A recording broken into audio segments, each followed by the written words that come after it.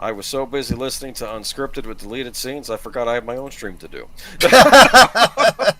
Well, I'll tell you, that deleted scenes just has some great content, so I do understand that. He has a great co-host on Tuesday nights, though.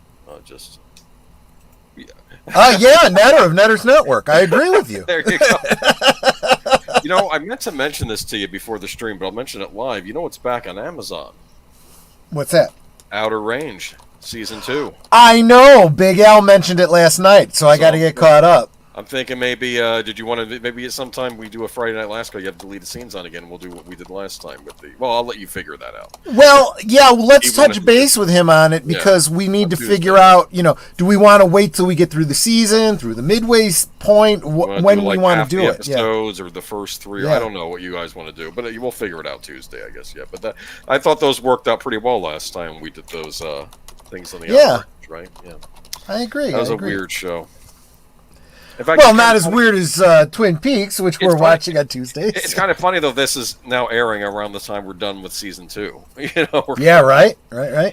FKH 2005. I don't know if you've been here before, but welcome. Maybe you have. I've seen him around the channels. I don't know specifically here on Geeky Geezers, but yeah. Mm-hmm. Curtis Selby. Big Al. Have a great show, Geezer friends. Hello. Oh, by the way, I'm your host, Age Boomer. This is my co-host, Papa. Oh, hello. Welcome to Geeky Geezers. Yeah, we're kind of hitting the ground running here.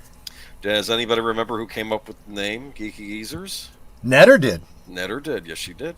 Mm-hmm. We were trying to come up with different names, and she came up with Geeky Geezers, and I said, you know what, that sounds good to me. And let's be fair, it was Big Al approved because of the alliteration. So, we got, double positives on that. There you go. Good evening to Geeky Geezers. Welcome. And Sydney Sweeney as Barbarella. We're going to talk about that a little later. Yeah.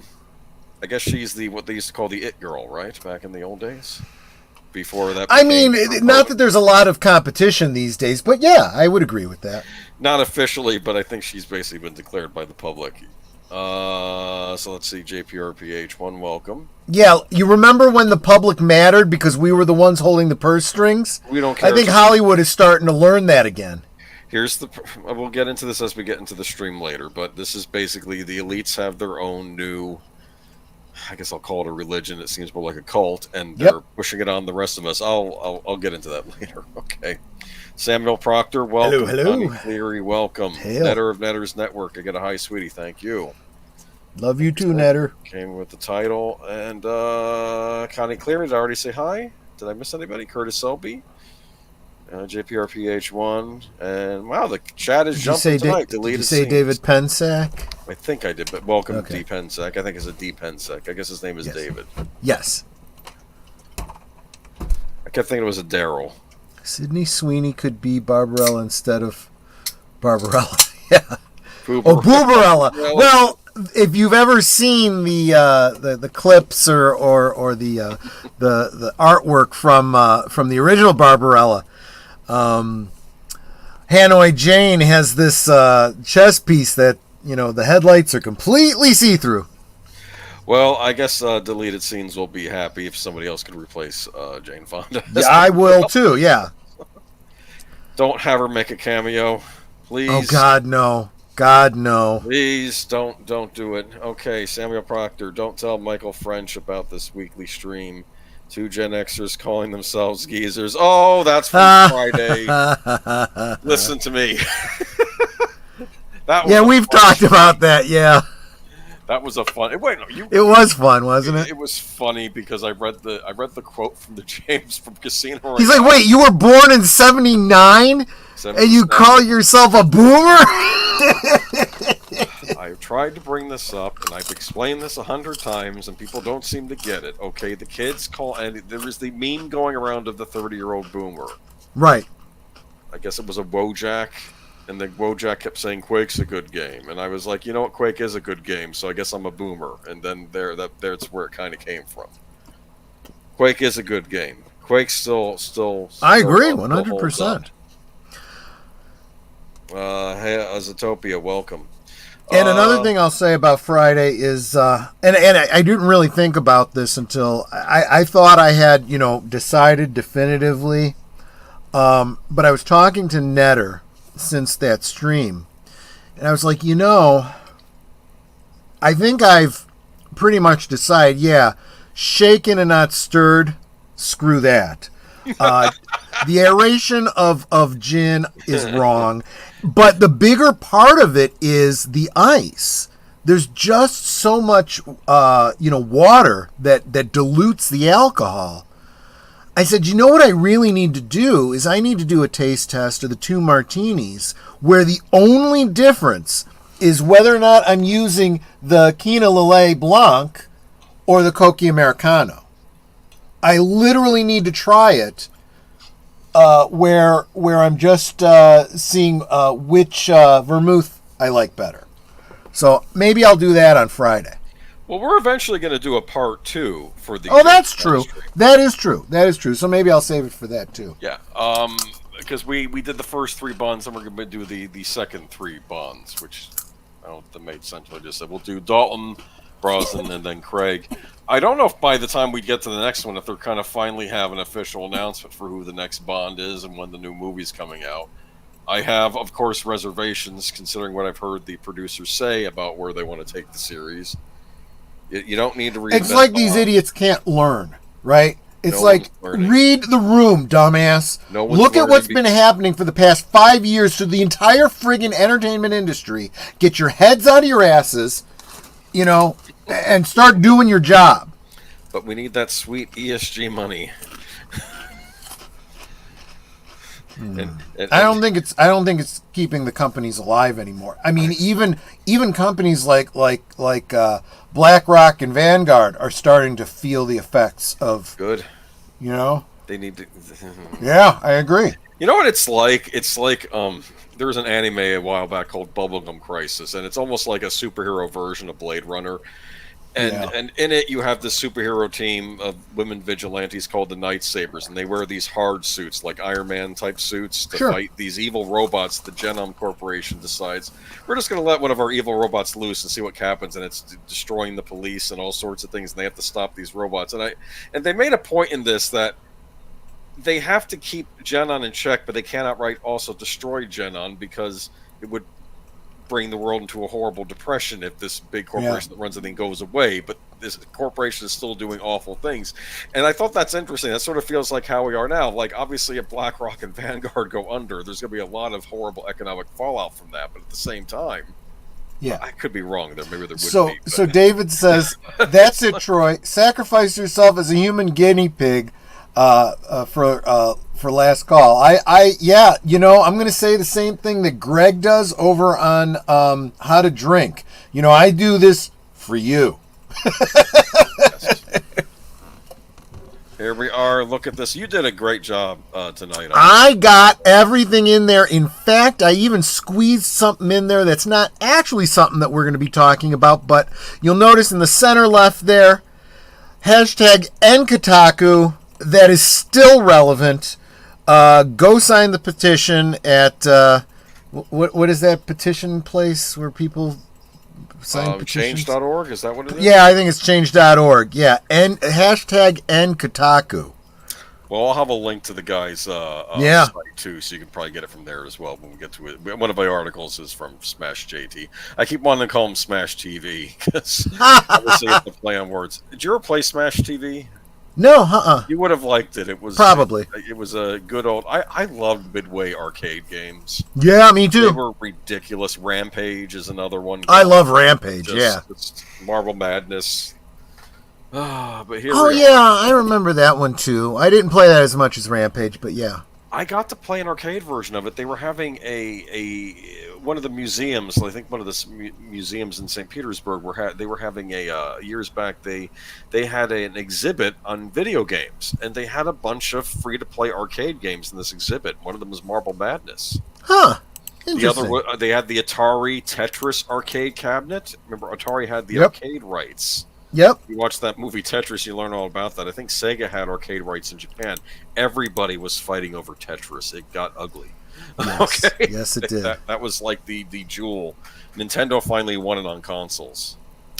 But Here we go. Diversity, equity, and inclusion. Yes, that's for Activision. Though I'm sure EA has their own boards as well. All right, but before that, let me open up my notes. We do have an in memoriam. I'll go ahead and post the link because I don't think you had it in there. I didn't have a link specifically It's for okay. that. I'll go ahead and just post it because Okay. I read a little bit from it.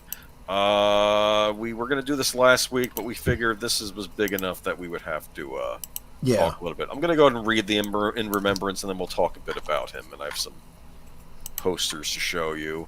I don't know if you kids know who Roger Corman was. To be fair, he was probably working as a producer up to his deathbed, I think, because he made Pretty much, yeah. Of stuff. His name is everywhere. Check out his IMDb. It's a long list. Is there anyone who has a bigger IMDb than Roger Corman? That's what I'm wondering. I don't think so. Roger Corman, pioneering independent producer and king of B movies, dies at 98. Well, good on him. He changed movies. This is from the article. Legendary B-movie king Roger Corman, who directed and produced hundreds of low-budget films and discovered such future industry stars as Jack Nicholson, Martin Scorsese, and Robert De Niro, has died. He was 98. Corman died May 9th at his home in Santa Monica, California, surrounded by family members. The family confirmed to Variety. His films were revolutionary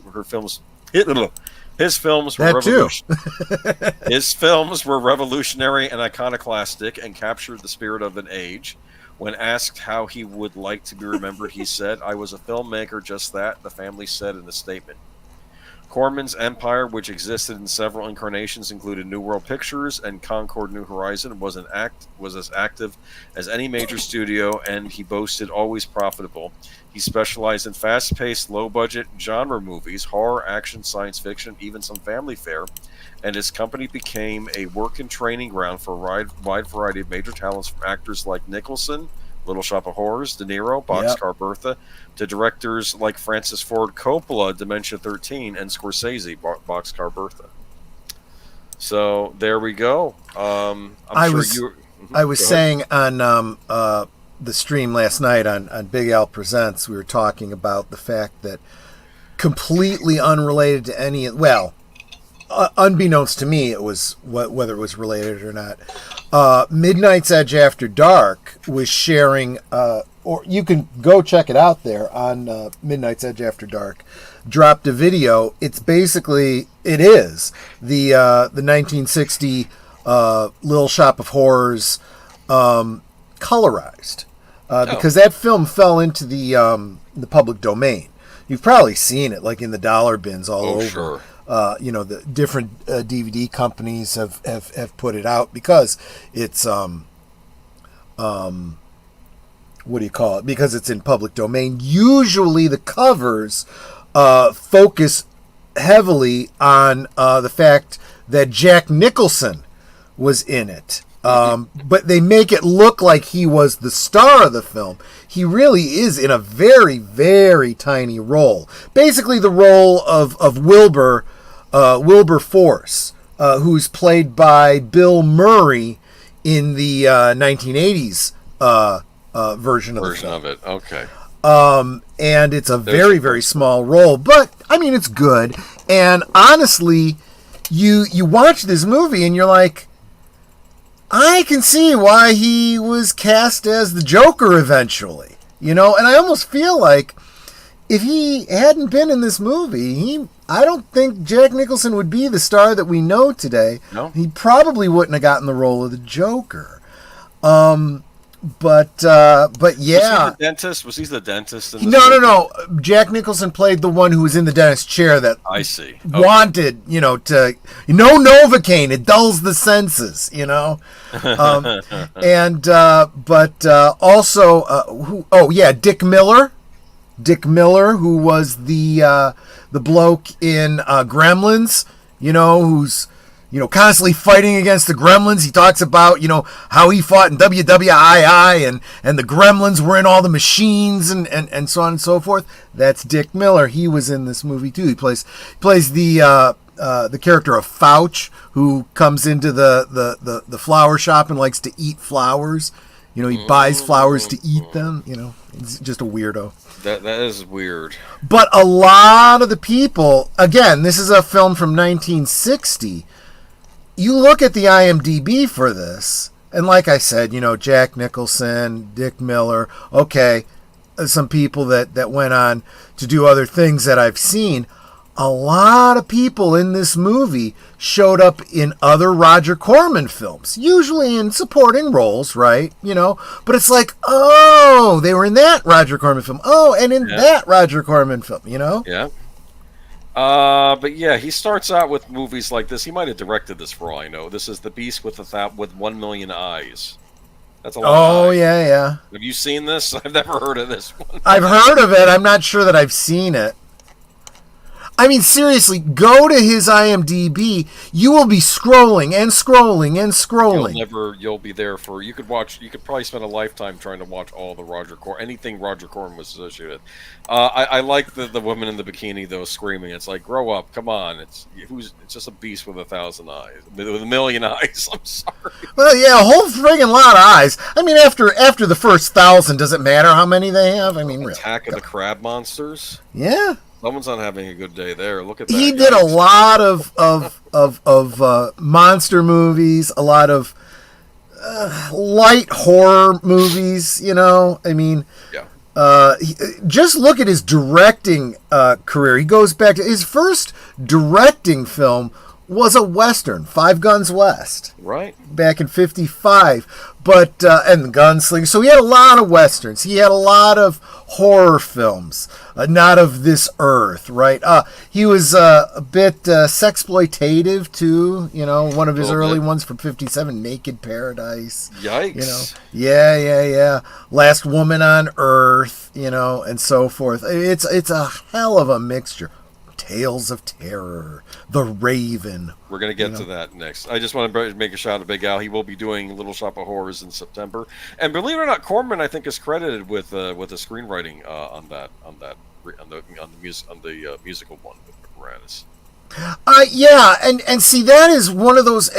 I'll have to talk about it in September when we're on with Big Al. But that's one of these ones where it was this stage play, right, adapted to film. Very, very well. A little bit of its time, which I like because it preserves that stage play feel to it. And then when you see it in the 80s as a musical, a lot of the elements from the original play are there. Like some of it word for word, some of the characters. They completely changed the ending. And in some ways, I understand why, because it's pretty dark and grim. But again, you have a difference between the musical film and the musical that traveled from Broadway. Yeah. That play, that musical has a very different ending. So you could find 3 different endings for this same story. Well, the movie version had an alternate ending that they had shot and never used, and then that was put in a later which is very close to what they they were basically going for direct film representation of the play, the musical, and the test audiences were like, I don't like this. It's so grim, you know. So they kind of, it almost felt like they went the opposite way and like, okay, fine, you want a happy ending, we'll give you a friggin' happy ending. And they went completely the opposite way, but almost in this nudgy type of way. It's like, okay, we'll make it saccharine sweet for you. You like that? You know? Of course, he did a lot of gothic horror movies. Yes. You have to understand, a lot of the horror movies of this age were things I was showing you, like Attack of the Crab Monsters and things like that. And if you watch the movie Ed Wood, you can see like they're treating Dracula like a joke when they're doing a skit with Bela Lugosi on some show. Like, right. The gothic horror had kind of fallen away, but I think thanks to Roger Corman and thanks to Hammer Horror and Yeah, Mario Bava over in Italy, the Gothic horror movies they made a big resurgence actually I agree. in the late 50s, early 60s, and this is the Terror. I remember watching this on VHS. 'Cause I think this is one of these ones you could find in like the $5 bin or something, And Yeah. I remember not liking it as much as I wanted to. 'Cause there's something about it bugged me. It was the ending when Jack Nicholson gets the girl, and, like her face melts off or something. I don't know what happens. It was weird. Dracula, Frankenstein, House of Wax, Pit and the Pendulum. Yes, so they're mentioning their own. He was big on Poe movies, Yes. right? Yes. A lot of Like Poe the Raven movies. and so forth. Look at that poster. I need that. I need that poster. The Pit and the Pendulum. I remember that. The first time I saw the Pit and the Pendulum, Son of Svengoolie, which is now really? just Svengoolie. Oh, interesting. Uh-huh. You have well, I remember the original story was the Spanish Inquisition. Yep. And I don't know if that's what it was in the movie or not, but you have Vincent Price as the guy, Yeah. laughing as the pendulum is coming down on our hero there. And I'll be honest, even as a kid, and this is a very dark and spooky movie, kind of freaked me out a little bit because I was pretty young at the time. But at the same time, I was like, well, what's the point of this, this pendulum that takes forever to come down and cut you in half? And my dad is like, well, it's like torture, it's like, painful, last a long time. I'm like, yeah, but it gives them every opportunity to escape. And he goes, wait till you start watching James Bond movies. In the original short story, it's actually rather terrifying. He's pinned down, and I think Yeah.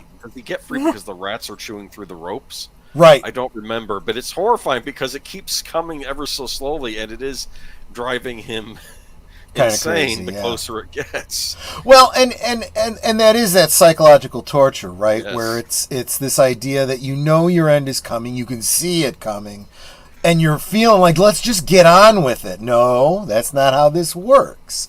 And the fact is, this isn't a beheading. This is going to cut No. you across the midsection. So Yeah. even after it cuts you through, you're going to be in pain for a while before you go into shock and pass And out. finally die. Yeah. I guess. Exactly. It's funny, they did an episode of Homicide Life from the Street where Vincent D'Onofrio played a guy that got pushed into a subway, oncoming subway train, and he was caught between the subway and the tracks, and basically, I guess his whole body got torn up, and the police are interviewing him, trying to get evidence and trying to find out who did this to him, because basically, as soon as the subway gets pulled out and removed, he's going to die. Yep. And it's That's actually something that has happened That's what they based more the often episode on, more often than you might even realize. Yeah. But no, great poster. I love the scantily clad woman up there looking down too. It's like, Yeah, the posters did tend to be a little bit what we would now call clickbaity, because the fact is they usually couldn't get away with that in the films, but Roger Corman did try to push that envelope, didn't he? He for really the 50s, yeah. People don't understand when they take a look at stuff like even like Horror of Frankenstein, Yeah. or the Horror of Dracula. Like you see the blood dripping on the coffin. That was the first time you saw red blood in a movie, I think. Right, or like right. in that much detail. These were considered scandalous at the time. Mask of the Red Death. Remember this one? I It's do. another one. I do. He was. I feel like he was a crazy genius. I'm probably getting a little ahead of you, but there's one movie title that stands out to me from 1970. What one is it? The title of the movie was Gas, Gas, with a what do you call it? The exclamation point, right? Right. But it had a subtitle. It was Gas, or it became necessary to destroy the world in order to save it. I'm like, well, that's a mouthful. Now I want to see this movie. I didn't include every poster. You want to see this. You know why? You know who's in it? Talia Shire. She was Tali Coppola at the time. Interesting. Cindy Williams. You know who Cindy Williams is, right? Yes, I think so, yes. Yeah, Shirley of Laverne and Shirley. Oh, that's right. Yeah. Well, I'll look for Gas. This is another of the Poe ones, Mask of the Red Death, though. Yep. Hazel Court, as I guess his, I want to say mistress. I don't think she's his wife. Maybe it is his wife in this. I don't know. And she they're all into the Satanism and stuff, and like they're Yeah. laughing in their palatial estate as the disease is spreading around the peasants, and Right. it's a creepy one. You have a Hop Toad in it, which I think is taken from another Poe story. They would play fast and loose with these Poe stories. Sure just they did, letting yeah, you yeah. know, but that's not the point. The point is, you know, Vincent Price, he was our like Peter Cushing or Exactly. And between Roger Corman pushing the envelope, both on violence and sex and whatever, and then Vincent Price just bringing the creep I don't factor. know, that ambiance, that I don't know, that presence, you know. Some really, really great films from and again, Corman was one of those, and we talk about this with producers and directors. When they find talent, they stay with that talent, you know. I mean, I guess we still do have these types of actors, but I feel like they're not given opportunities like we had then. Like, basically your horror actors, your villain actors that you use over and over again. Yeah. Vincent know, Price kind of did both. I mean, a lot of people probably think of him as the villain, but he was often the protagonist in a lot of films sometimes, too. yes. Like Tales of Terror, that's the next one. Yeah. I think on one of these, the case in the Strange Facts, in the case of Mr. Valdemir, whatever that one is, where he's being hypnotized. He's not really the villain in that. Right. Or in the wonderful version of the Black Cat that's in this movie. Have you seen this movie? I recommend it if you haven't. It's a great Poe. It's like 3 Poe stories in one movie. I remember the Black Cat. I didn't know that it was part of a... There have been numerous Black Cats. There might have been another Black Cat Roger Corman movie for all I know. This is the one that has Peter Lorre in it, though. And Peter Lorre's I guess he's the drunk guy, right? The protagonist. But he's wandering about town after he's gone on a bender and walks into this wine tasting place. And of course, Vincent Price is in there, and he's like the wine connoisseur of the town. He says, "I can beat you in any taste." And and he calls him a poseur, and I guess that means poser, right? Right. It's a French word or whatever. Poseur. And so they're both doing the wine testing, and actually, like, he's the expert, so he's good at it. But also, Peter Lorre's good because he's a drunk, so he knows alcohol as well. Sure. So it's just, there's Basil Rathbone. He plays a villain. Deborah Paget. I was just gonna say, don't miss that name. Yeah. My personal opinion, I do think Deborah Paget might be the most beautiful woman to ever be on the silver screen. There have been plenty of them, but there's something about Deborah Paget. I have to agree. She's definitely up there. She's a brunette too, which surprised me. But yeah, I think I would go. Deborah Paget could have played Wonder Woman. Can you imagine that? Go far enough Linda back. Carter, though, so I'm not complaining. Yeah. Right, exactly. The Premature Burial. This one did not have Vincent Price in it, but I like this one. Ray Milland, Hazel Court is in this one as well. I like Hazel Court a lot. She was nice to look at too in these movies, and it's kind of funny. So he was the guy. I think he had a fear of being buried alive. Was that the thing? And what was weird about Ray Milland is he was I think he was a leading man back in like the 40s. Yeah. But then, of course, you end up becoming a horror movie actor later in life, right? That's usually what happens. But I don't know. I think Joe Bob Briggs once said that Ray Milland, he wasn't as famous as other leading men because he thinks that he had no scandals in his life. Like, he wasn't into drugs or alcohol. He stayed married to the same woman his whole life. Didn't have affairs. So it was... But Edgar Allan Poe's The Raven. I keep meaning to watch this one. I do have it on my Vudu. I just been meaning to check it out. But have you seen this one? I have, and I found it to be incredibly confusing because it has nothing to do with Edgar Allan Poe's The Raven. It's basically sorcerer versus sorcerer, right? This is another one of those. You call it Edgar Allan Poe's The Raven, but it has nothing to do with Edgar Allan Poe's The Raven. No, but I did start watching. I know that Peter Lorre plays the actual Raven, and I guess he was a wizard that was turned into a Raven. And Vincent Price has to... He makes him the potion, but he ends up getting stuck where he's just a giant... He's a guy in a Raven suit and his head's sticking out top. And there's Boris Karloff is in this. Imagine this, Boris Karloff versus Vincent Price, right? And I'm sure that was worth it. Here's the other thing. Vincent Price, as a sorcerer...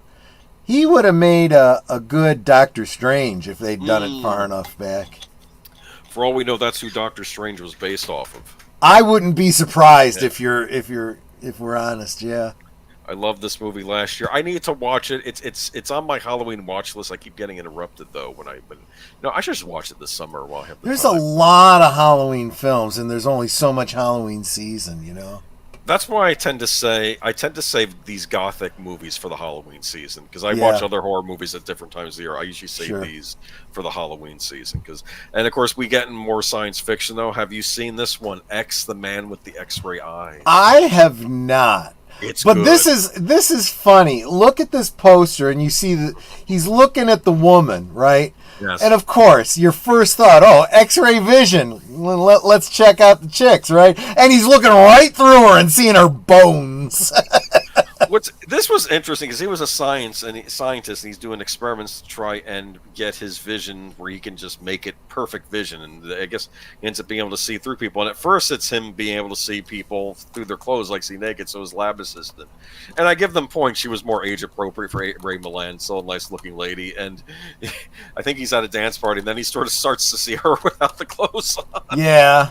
But then his eyes, they just keep seeing. They keep going further. He ends up seeing the skeletons. He ends up seing things at the subatomic level. And it starts to drive him mad. Well, and see, that was the implication of the Invisible Man, right? Imagine being invisible, and you literally cannot close your eyes. You cannot not see things. You know.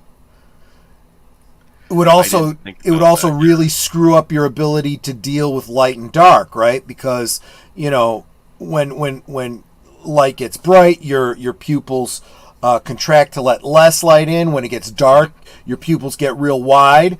Well, if you don't have, you know, if everything about you is transparent, you don't have the ability to limit light, which, you know, might also be why you always see him wearing the dark glasses and whatnot. But yeah, so I do love that even this early sci-fi kind of thought through the ramifications. Oh yeah.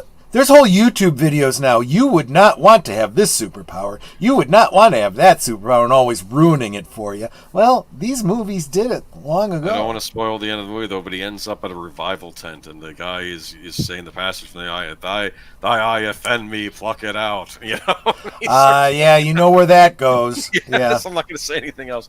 But, what was it? Vincent Price was indeed a inspiration for Dr. Strange. Didco made him look half Asian to make him a man of both Western and Eastern worlds. Well, that makes sense too. Yeah.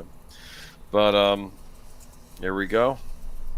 Now we're moving on into the 70s. I don't know if you had anything left to say. Did I miss anything from like 50s and 60s? Okay. I'm sure there's plenty. Nothing that I wanted to speak on, but yeah, I don't want to hold you up. There's a lot to. We can't be here all night. Right. This might be another time we could do another Capone. So, this is interesting. Speaking of Capone, I was just at his grave today. What? I kid you not. Yeah. No way. I had been putting off a trip to the cemetery for a while because I was waiting on my mom wanted me to put a cross on my brother's grave. So, it finally came in the mail yesterday, so we went out today to do that. Wow. Clear some weeds around, you know, some of the family graves and whatnot. And every time we go there, we stop by Capone's grave because it's right there at the, you know, you turn right as you come in to the entrance. And you know, I always kind of slow down, tip my hat, and just keep driving. So, yeah, I was at Capone's grave today. Wow. It's interesting. You know who was in this as a smaller part, but Sylvester Stallone, one of his earlier roles. That's right, he was. You're right. And that's another one of these things where they always put him on the cover of the DVD or the VHS. Right, exactly. Even though he probably wasn't the headliner of this. No, he had a very, very small role. But that's another thing. It's kind of what I was talking about with Jack Nicholson, right? It's like you've got these people that became big stars, but their first roles were in minor roles in these Roger Corman films. I imagine this was in reaction to The Godfather, right? I'm That's sure. probably what got this made. And to be fair, what is The Godfather but a very posh, polished version of the old gangster movies we had in the 30s? You know? Exactly. We watched this one, The Evil, on my own channel. Remember The Evil rewatch? Yes, yes, I Did do. you like it, huh? Wasn't one of my favorite Corman films. No, but I just put that in there because I remember I didn't even realize he was involved. But that's the thing about Corman, he's involved in everything. Battle Beyond the Stars. Battle Beyond the Stars, which we I think we watched that one on Big Al's channel. We did. Did I join you for that one, or did I just listen in? I don't remember now.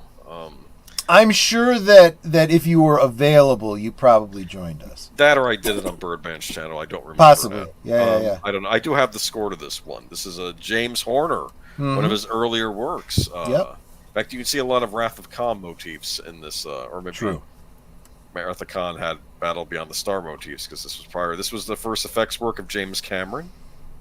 Oh, yeah. And look at this. You got John Boy in it, right? Yep. And Sybil Danning and what did you think of Battle Beyond the Stars? What do you think? I want your honest opinion. I mean, it was a good, Star Wars ripoff. There was a lot of them at the time. Seven Samurai was ripping off from that, or was it Yeah. Seven?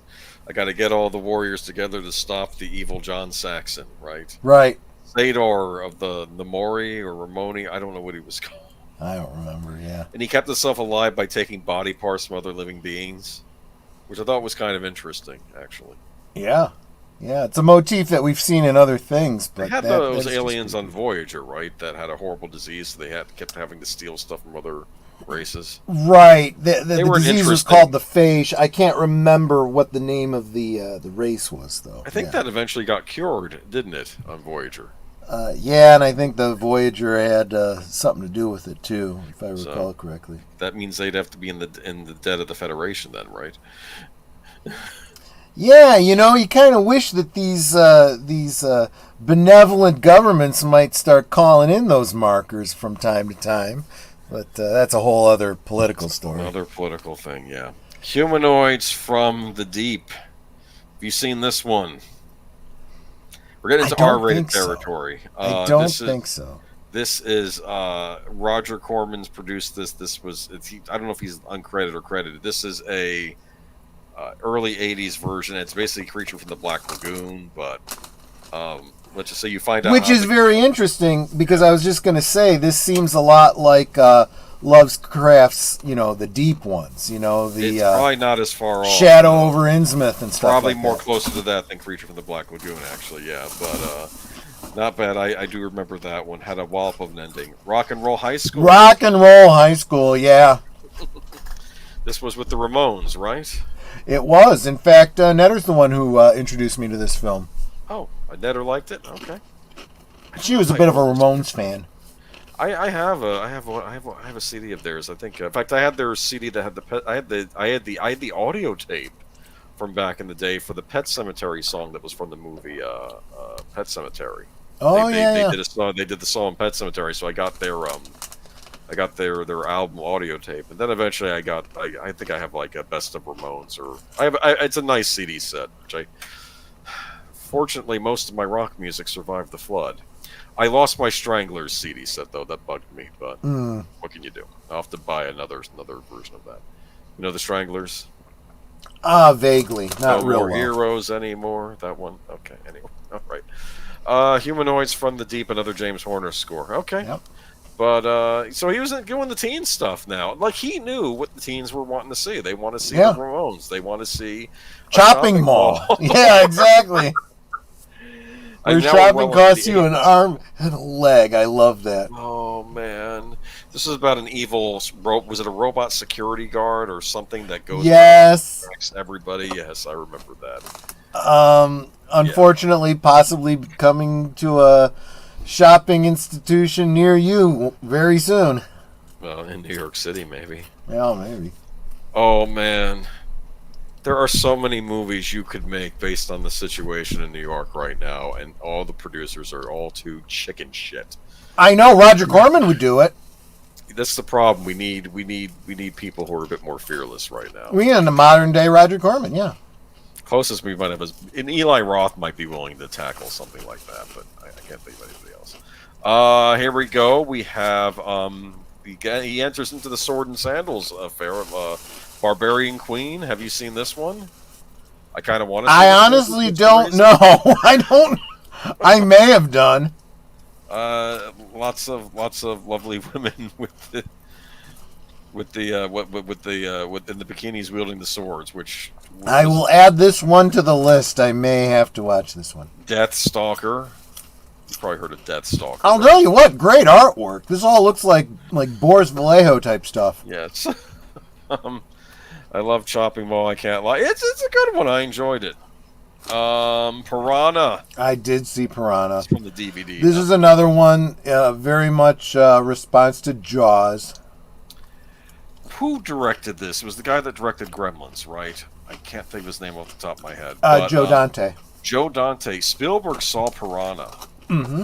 And instead of getting angry or whatever, he actually thought it was a brilliant parody of Jaws. He loved it, and he actually, I guess, he helped produce and he helped get Joe Dante ready to do Gremlins. Basically, it's because he saw this that Joe Dante got to do Gremlins. Yeah. Because Spielberg was very impressed with this. This is also where people's literally awareness of Piranha and the belief that it could a school of Piranha could strip a cow in like 30 seconds or something like that. They can. No, they cannot. They cannot. I think they can. No, I'm sorry. I think that's wishful thinking on your part. I'm not going to test. No. It's yeah. Real science is like, yeah, you might. I read a Tales from the Crypt story where some guy. With piranhas. That's how science works. Yeah. Okay, something. Let's just move on. This is my last one I have here. Is this from the Laserdisc? I don't know what this is from. Attack of the 60-Foot Centerfold. This is like we're now getting to the 90s. This is awesome. What are those firemen doing? Oh my goodness! I didn't even think about That's just wow.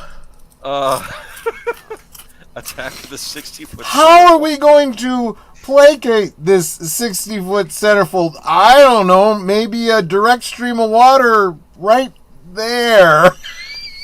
Just you know what? Turn the country over to her. That's what I say.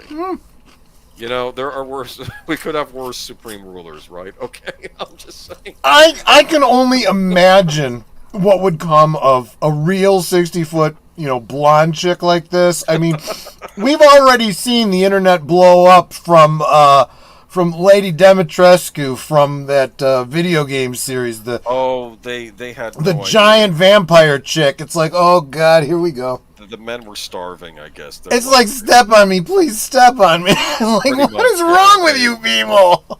The men were liking her a lot. But yeah, here we are. I forgot to put in a poster for Black Scorpion. I don't know if he produced one or two or maybe both. I know he produced two. Black Scorpion with Joe Severance. Yep. Which was basically his take on Batman. It's like, well, we're gonna do Batman, but have a really, really hot chick in it instead. And I'm not complaining. See, that's the way you do it. You don't swap. You don't gender swap a character. You create a completely different character and just say, I don't care what you think about Batman. This is Scorpion, right? I've been meaning to watch it. Apparently, there was also a Sci-Fi Channel series made after those two movies. They had to cast a different actress because I guess Joan Severance was too big for a TV series. But I don't like deleted scenes. I'll handle this. But I'm just saying. But there's Roger Corman for you. He made our lives more fun. Let's leave it at that. Well, wait a minute. I'll handle this. Could you see Steven, no, don't sacrifice yourself for all of us. I'm willing to do this. If I have to die, what a way to go. Basically, yeah.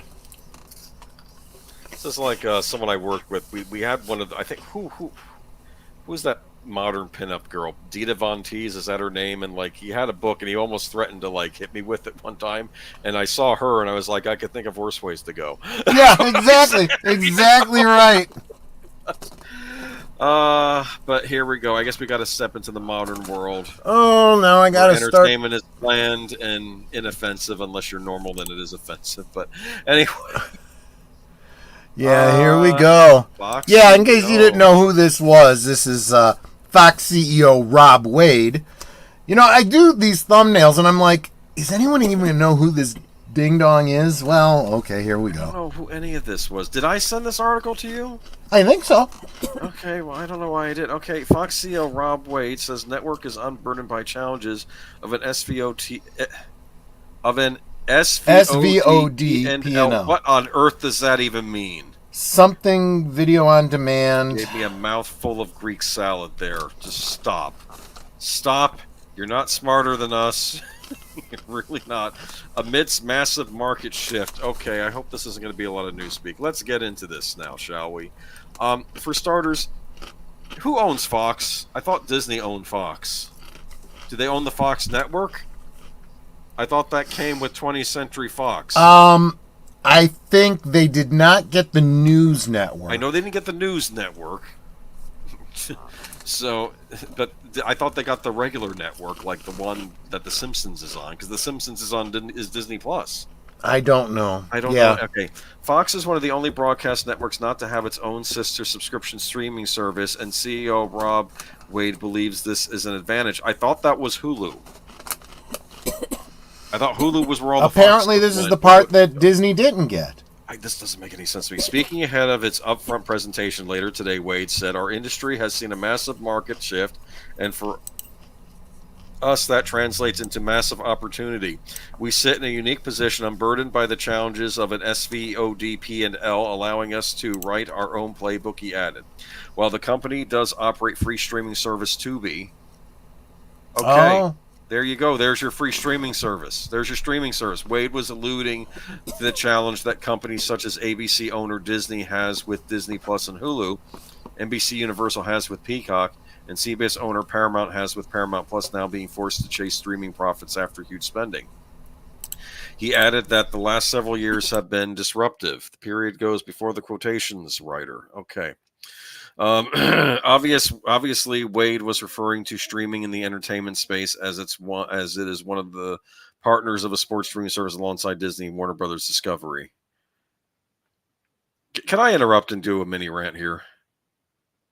Am I dead? No one's hearing me. Okay. Let me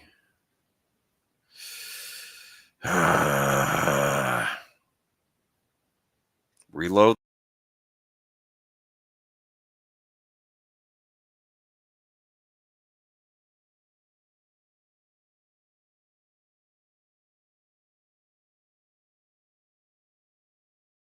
Hello?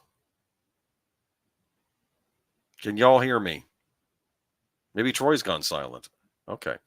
No, I don't know. I just wonder if these reporters used. Oh, that's what happened. I thought I went dead. Anyway, let me just finish reading there. I'll rant at the end. All right. He said that Fox is okay. Obviously, Wade was referring to streaming in the entertainment space, and it is one of the partners of a sports streaming service alongside Disney and Warner Brothers Discovery. He said that Fox is now able to seize opportunity, invest, and grow, but doesn't want to do this by rebuilding where we are, but by creating something new, something unencumbered by the long-standing legacy frameworks that can weigh you down, something where smart bets alongside innovative production models can make our shows cost-effective at no cost to the creative, and sometimes that reflects the modern consumer and how they consume content, he added. Yeah. This comes that is bringing all of its studio operations, Fox Entertainment, Fox Alternative Entertainment, and Mar Vista Entertainment together under the Fox Entertainment Studios led by Fernando Sizu, launched international distribution division Fox Entertainment Global, and putting Michael Thorne in charge of unscripted as well as scripted. As a producer for the past 20 years, I know for this to work, creative must be the enduring center of all we do. We must deliver unexpected, unforgettable entertainment, and that begins with great original ideas and world-class talent. Wade added, highlighting deals like the likes of John Wells, Gordon Ramsay, Jamie Foxx, Niecy Nash, Molly Parker, Howard Gordon, and John Hamm. So yeah, now my rant was just going to be about, I don't know if these people that are writing these articles follow the Chicago Manual of Style. Maybe I'm just nitpicking, but I don't know. It just I see some punctuation errors that bug me. But y'all excited for a separate Fox streaming service? And does anyone in the chat know what the Fox network still has? Murdoch is still in control of Fox. Disney owns ABC and can't own both. So I guess Disney owns Simpsons, but does Disney own The Simpsons? What's on Fox? You have to understand. I've not been. Uh, I've not been watching regular TV since I started streaming, so I just don't know. I just don't know what they have anymore. I gotta step away. It's okay. He's probably having a moment. But I don't know. Any of y'all have any comments on this? Are you going to pay for a separate Fox streaming service, or do you just want to go with the free one they have on Tubi? You know what you can catch on Tubi? You can catch classic episodes of Doctor Who, interrupted by modern commercials. But we can't have everything, can we? I don't know. Anyone here subscribe to Tubi? It's free. I just don't know what Fox shows anymore. But bump. But that's from Deadline. Well, let's move on to the next one while we wait for Troy to come back. Comcast unveils streaming bundle that includes Apple TV plus Peacock and Netflix. I'll credit Mr. Matchstick for sharing this with us before. You have Tubi deleted scenes. Zoopy, I like Tubi too. It has some good stuff. It has hello, Lady Miss. Welcome to the chat. Like I said, I was on the fence of buying some old Doctor Who Blu-rays, and then I saw it on Tubi. I'm like, I don't have to do that now. I can just watch the old repeats. Some of them hold up better than others, I'll admit. Some of them did not need to go on for 6 episodes straight. They could have gone a loop.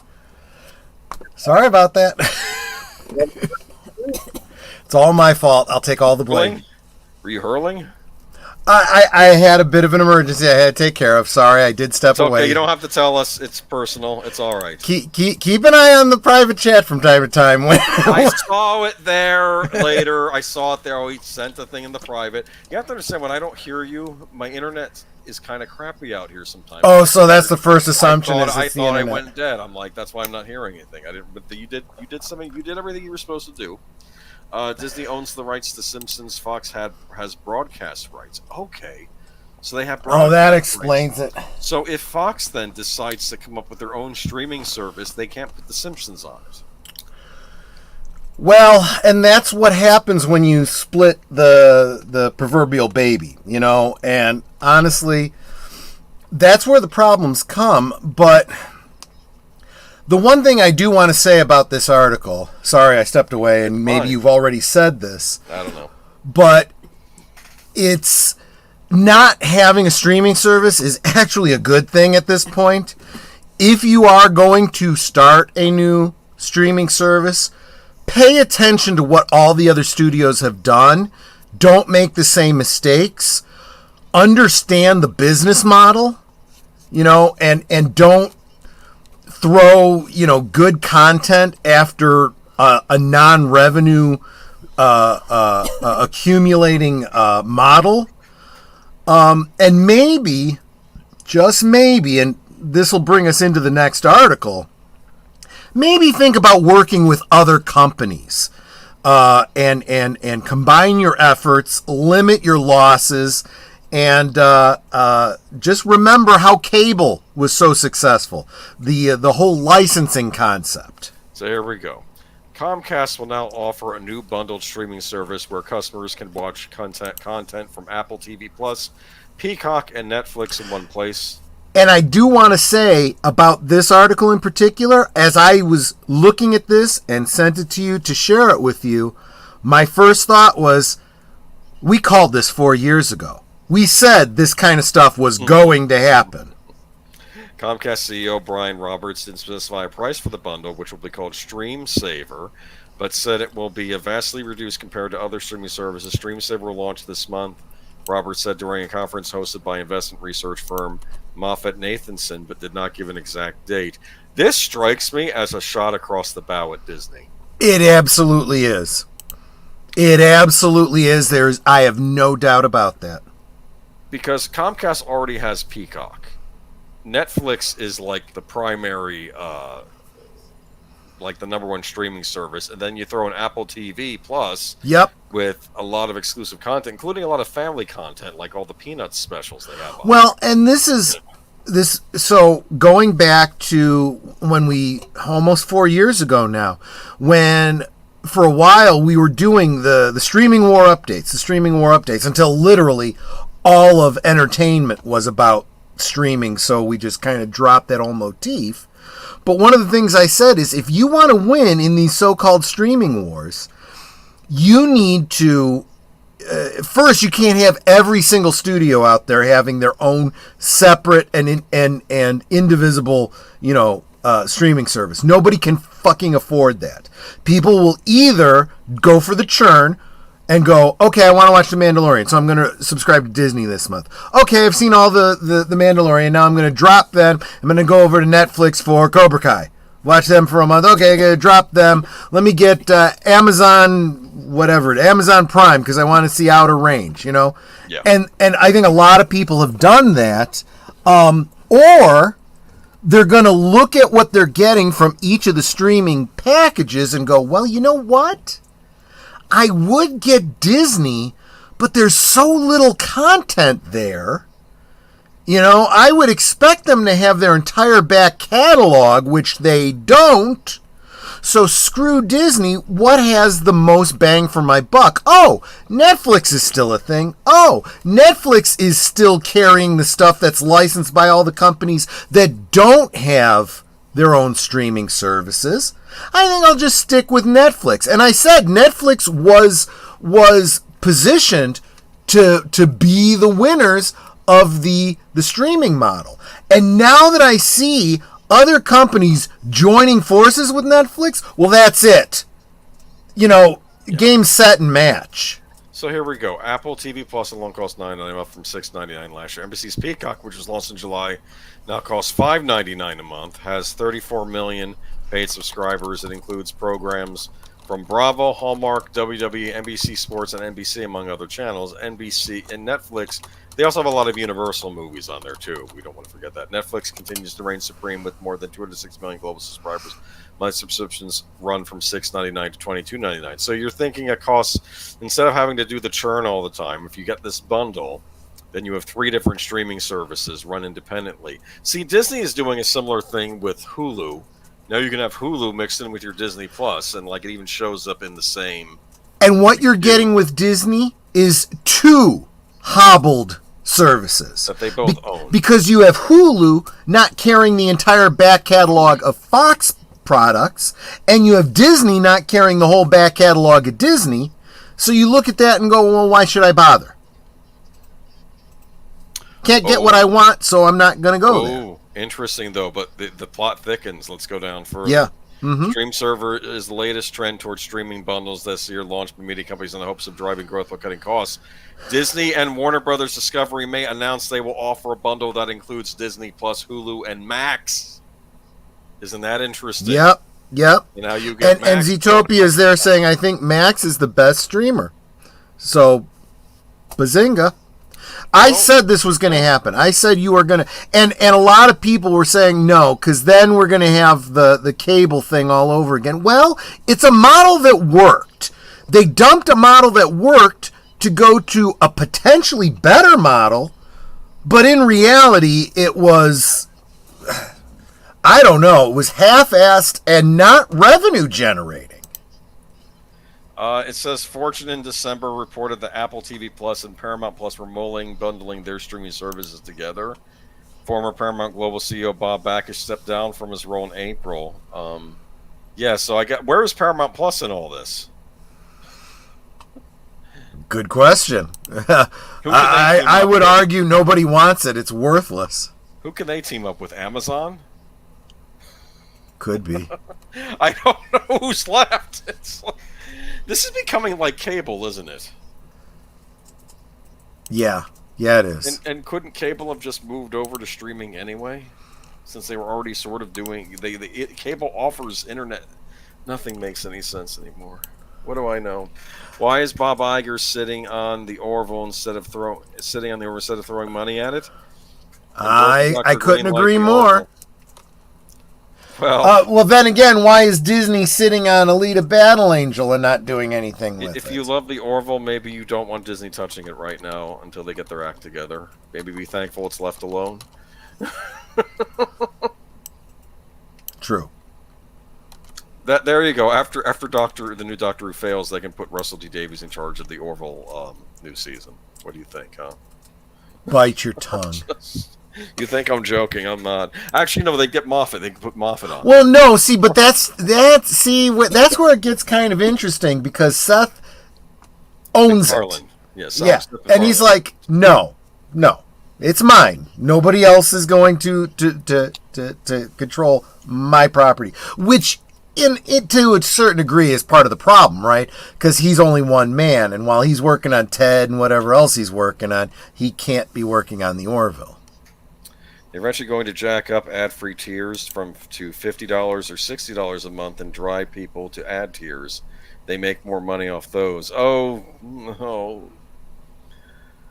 We'll get to ads and things later. Anyway, so what do you think? Does this excite you? Are you gonna do one of these bundles, man? You gonna finally jump in? Huh? Oh, absolutely not. No.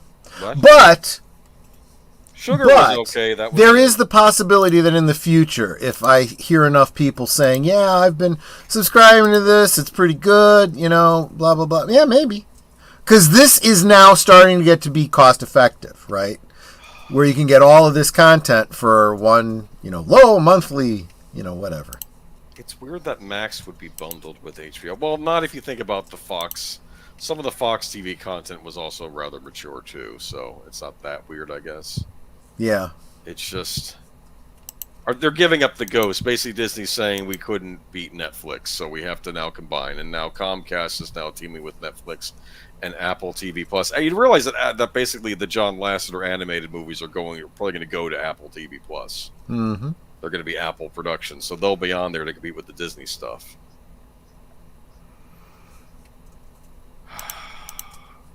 Moving right along and feeling fancy free. Let's get into the good stuff. You want to jump into gaming? Yeah, let's go into gaming. Don't speak the abomination of the universe, aged boomer. My good sir, am I talking about the new Doctor Who? I'm not bringing it up, man. All the other channels are talking about it. It's a lost cause. I'm just done. I'm watching classic Doctor Who on Tubi, where I get to see progressive ads pop on with Flow, or is it Geico? I don't know what Flow is on. It's. I don't like seeing modern commercials interrupting my old Doctor Who. I know. Troy's saying you should just own the physical media. Yep. Sweet Baby Ink Detector creator launches new website that tracks DEI and censorship. The creator of the Sweet Baby Ink Detective Steam group, Cabrutus, has launched a new website that lets players determine whether a game has forced DEI, diversity, equity, inclusion, censorship, bad localization, or has been created in partnership with external consultancy companies. The website DEI Detective says DEI is becoming unbearable in games. It's time to push back. Vote with your wallet. You can see a list of publishers and consultants at a glance, and also find video content from Cabrutus discussing various industry news. The list of games has continued to grow as the website has matured, providing detailed summary of why a game has earned its classification. For example, Paper Mario: The Thousand-Year Door included a rewritten section of dialogue that changes the original script, which many will see as a form of censorship. Unsurprisingly, Stellar Blade also falls under the category of a game that has been censored, though the developer Shift Up has said Sony isn't to blame. A free Stellar Blade petition was launched last month that's closing in on 100,000 signatures as gamers demand that the game's original costume designs be restored. Basically, when people first bought Stellar Blade, that's the one with the sexy Korean android woman. Remember? I think I was showing you scenes. Right. I think there were bonus costumes you could get, and I think anything that had cleavage in it has now been covered up with an updated patch. No one knows who did it or why. The companies that made it said it wasn't Sony. Maybe they're forced to say that. I don't like it. And of course, then it becomes, do you then buy the game or not buy the game because it still has an attractive female character in it? And are we then punishing the company? And then I realize I don't own a PS5, so it doesn't matter. This is maybe the reason I don't want to own a PS5 right now. So I don't have to make these decisions. As for Paper Mario, I have the original on GameCube. I'll just stick it out with that one. Of course, consultants such as Sweet Baby Inc. feature prominently in DEI Detective, as well as websites essentially expansion of the original Steam Curator group. You'll find a full list of games that Sweet Baby Inc. has been involved with, such as Alan Wake 2, God of War, Ragnarok, and many more. Speaking of Sweet Baby Inc., the Steam group Detective is approaching 400,000 followers. If it reaches that figure, it will be the fourth most followed Steam Curator group of all time, suggesting there's a growing desire for some gamers to know more about what's included in a game in terms of real-world politics, activism, or however you describe it. While the presence of such a website is likely to offend some people, much like the original Steam group did, you could always use the website and find and support any of the games listed. If you'd like to get up to speed on what the biggest discourses in gaming for a while, our exclusive interview, Sweet Baby and Detective Brutus, for everything you need to know. I brought this up too. I couldn't find the article, but the Steam Curator page got hacked last weekend. Yep. I couldn't find an article on that, so I went with this. So, yeah, but I always watch a lot of Tubi, more than Disney Plus and Netflix. Yeah, well, there you go. And it's free, too. You don't have those commercials, though. If they had a pay option where I could, like, pay $5 or something, or even a flat fee and get the stuff without the commercials, I might do it, but they don't offer that. Be aware that Tubi does censor at least. Oh, well, that's good. I think we talked about that before. Television. It's like watching stuff on regular TV. If we didn't talk about that here, no, well, not all of it. Some of it is, your full on R-rated, guts and glory and boobies, but others not so much. It's usually at the discretion of the actually of the rights holder. They'll request, if you're going to play this on Tubi, we want you to edit it in this way, that way, and the other way. So just be aware of that. Greg over at Fanzine has done an interesting take on it. And read the comments on that video, too, because we had a little bit of a discussion there. Not a debate or anything, nothing nasty or anything, just a couple different sides of this. I don't see a problem with it. It's a problem if you think that you're getting unedited content, but you are getting a commercial free service, and this is no different than you used to watch on TV, for years, the television edits of things. It's commercial television, you expect it to be edited, you enjoy the movie, and you go, I feel like I'm missing some story here. Maybe I should, pick up the DVD. I enjoyed it enough that I want to see the full movie, Okay. There you go. That way you get to see it first before you want to decide if you want to own it. And if you haven't said directly, welcome to Stardate Trivia. Thanks for being here. Oh, hello, welcome.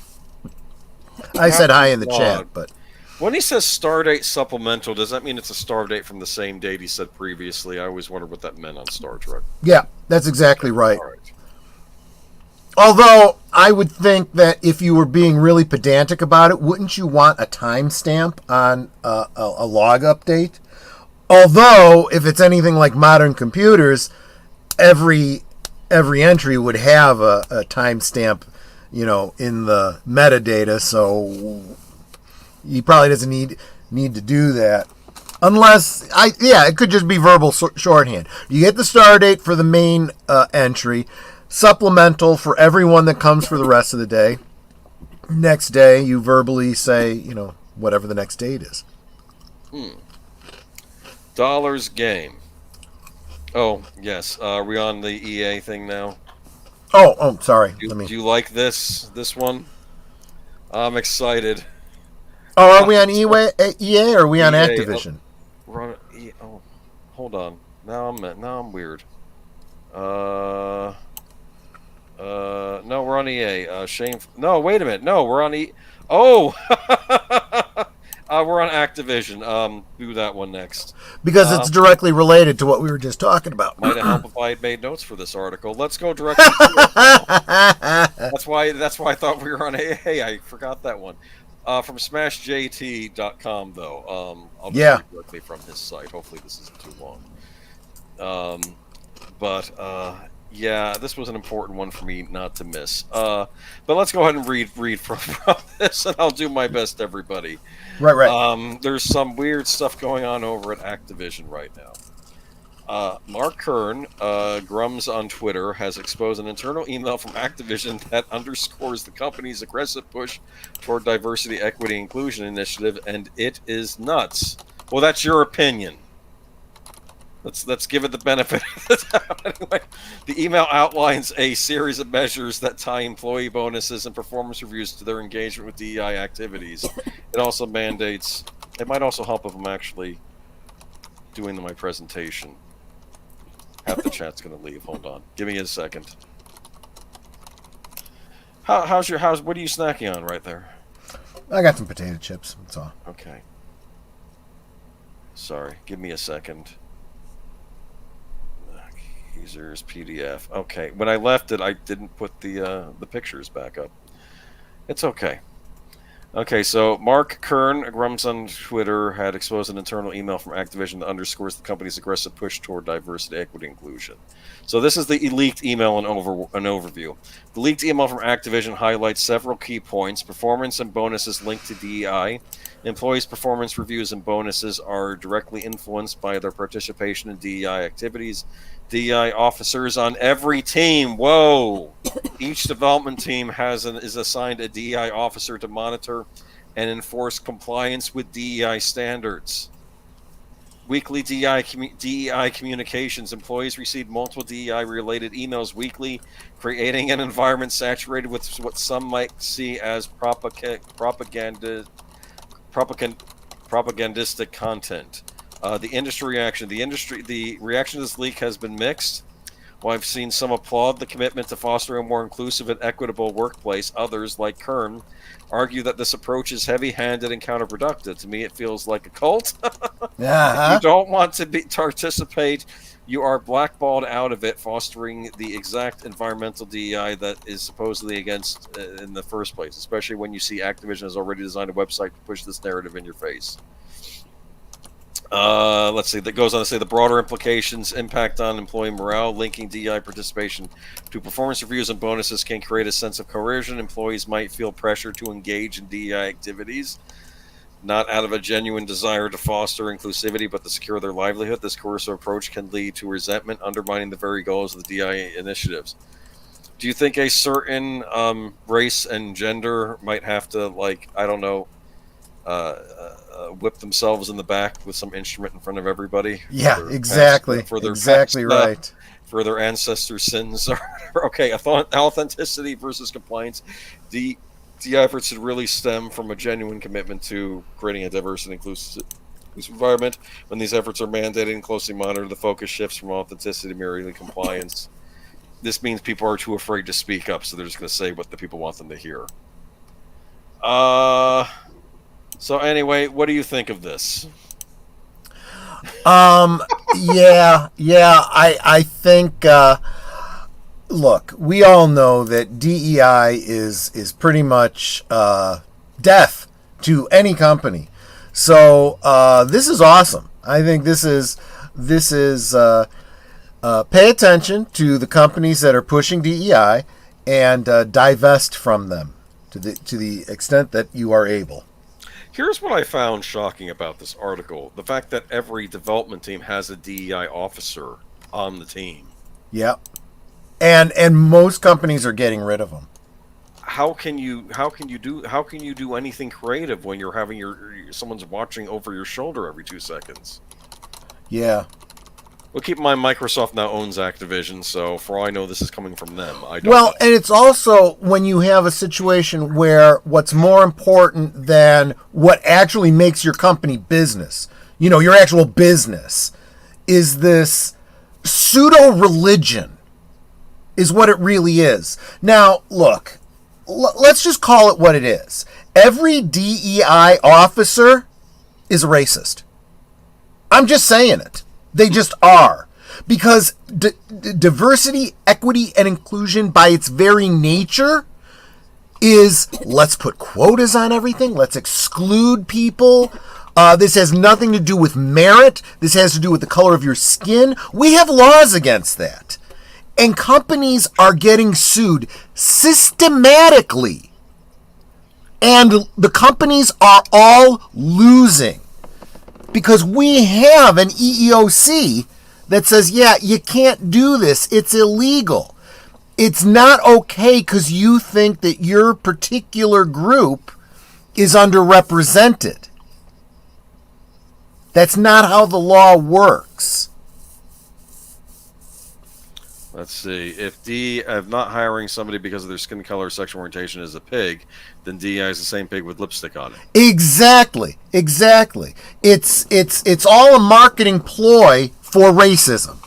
It's convincing you that, and it's the same idea as when they talk about reparations and when they talk about any other thing. It's like, because of past transgressions by certain groups against other certain groups, we want to make up for it now. No, if it's wrong, it's wrong. The way the law works is we stop doing something that's wrong and make everyone equal under the law. Period. Remember when Activision was a small little company making video games like Pitfall and Dubin? Yeah, I do. I'm telling you, Pitfall was my Indiana Jones game growing up. It was actually better than the Indiana Jones game that officially came out on Atari, wasn't it? Did they make a game Damn based right on it Raiders? was, yeah. Because that was more like the E.T. game. That kind of sucked. Yeah, but Pitfall, I had that on the Atari computer, and what was neat about it, when they made Pitfall the Mine Adventure for Super Nintendo and Sega Genesis, this was like where they used hand-drawn animation, and you were playing Pitfall Harry Jr. trying to rescue your dad, right? It was like a Pitfall the Next Generation. Nice. But in one of the levels, you would find an old-fashioned looking scorpion, like from the original Pitfall game, and if you ran into it and you went through this portal, suddenly it's the original Pitfall game for the Atari 2600. Oh, that's so awesome. That is so awesome. I love like the first that. instance of an unlockable old school game in the newer game. But I almost felt like putting a Soviet officer screaming as the picture for this one. That's what it's feeling like, man. Of course, even in Russia, they didn't attack each other based on. I mean, you were all comrades, right? Yep. At least it had that going for it. I don't know when this ends. I was listening to a chat. It's a husband and wife couple. I should have remembered what their names were, but they were having a discussion about how basically the general populace is now really starting to reject all the woke stuff. They really are. But it's still being pushed, and they think they aligned it to like being where you have like a religion of the elites that's being pushed on people who have different religions. I might align it to like maybe if you're living in ancient Rome, right? And the Romans are trying to tell the Hebrews, hey, put up the statue of Jove in your town or something like that. You know, exactly. And you're living under another. And you're not wrong. It does come off as when you realize it's like a religion. You look back at any movies or anything, any politician or whatever that pushed political agendas and how they would get pilloried by the left. Right? Yeah. Where it would be like, don't impose your morality on me. Well, I don't care if it's a religion or a polysocial ideology. You're still pushing your ideology on me. It was just as wrong as when you were complaining about it from the religious right. Now the loony left is doing it, and it's no better. Well, I don't know. Now, if you want to talk about Electronic Arts Week, we got like 10 more years of this, maybe. Who knows? I mean, if companies start going completely bankrupt, it'll be a whole lot faster than that. I want my entertainment back. I know. I just watch the old stuff. That's what I've been doing. Sorry. Yep. I when people were telling us to do it, I was like, no, you got to. Why I started doing Monday Night at the Movies. No, I'm watching old Doctor Who's now. Which I have all on DVD. I don't have to even worry about who's streaming it, who might be editing it, or whatever. Well, okay, we're not there yet, and maybe one day I will get them on DVD. But right now, I'm just, it's funny how some of the episodes hold up better than others. Like I think Inferno is still one of my favorites of the Pertwee era. It still held up well. Mm-hmm. I like the fact that when he went to the alternate universe where the Brigadier was evil and Liz Shaw, they were all evil. The evil scientist from his world that wanted to drill on the Earth, he was basically just the same. He was the same in both universes. The guy that wanted to drill through the Earth's crust to get all the valuable gas that it will envelop the entire world in hot lava and destroy everything, right? But never mind. Okay, I'm rambling. I'm sorry. This is why they call it Geeky Geezers. Electronic Arts is toying with the idea of ads in games again.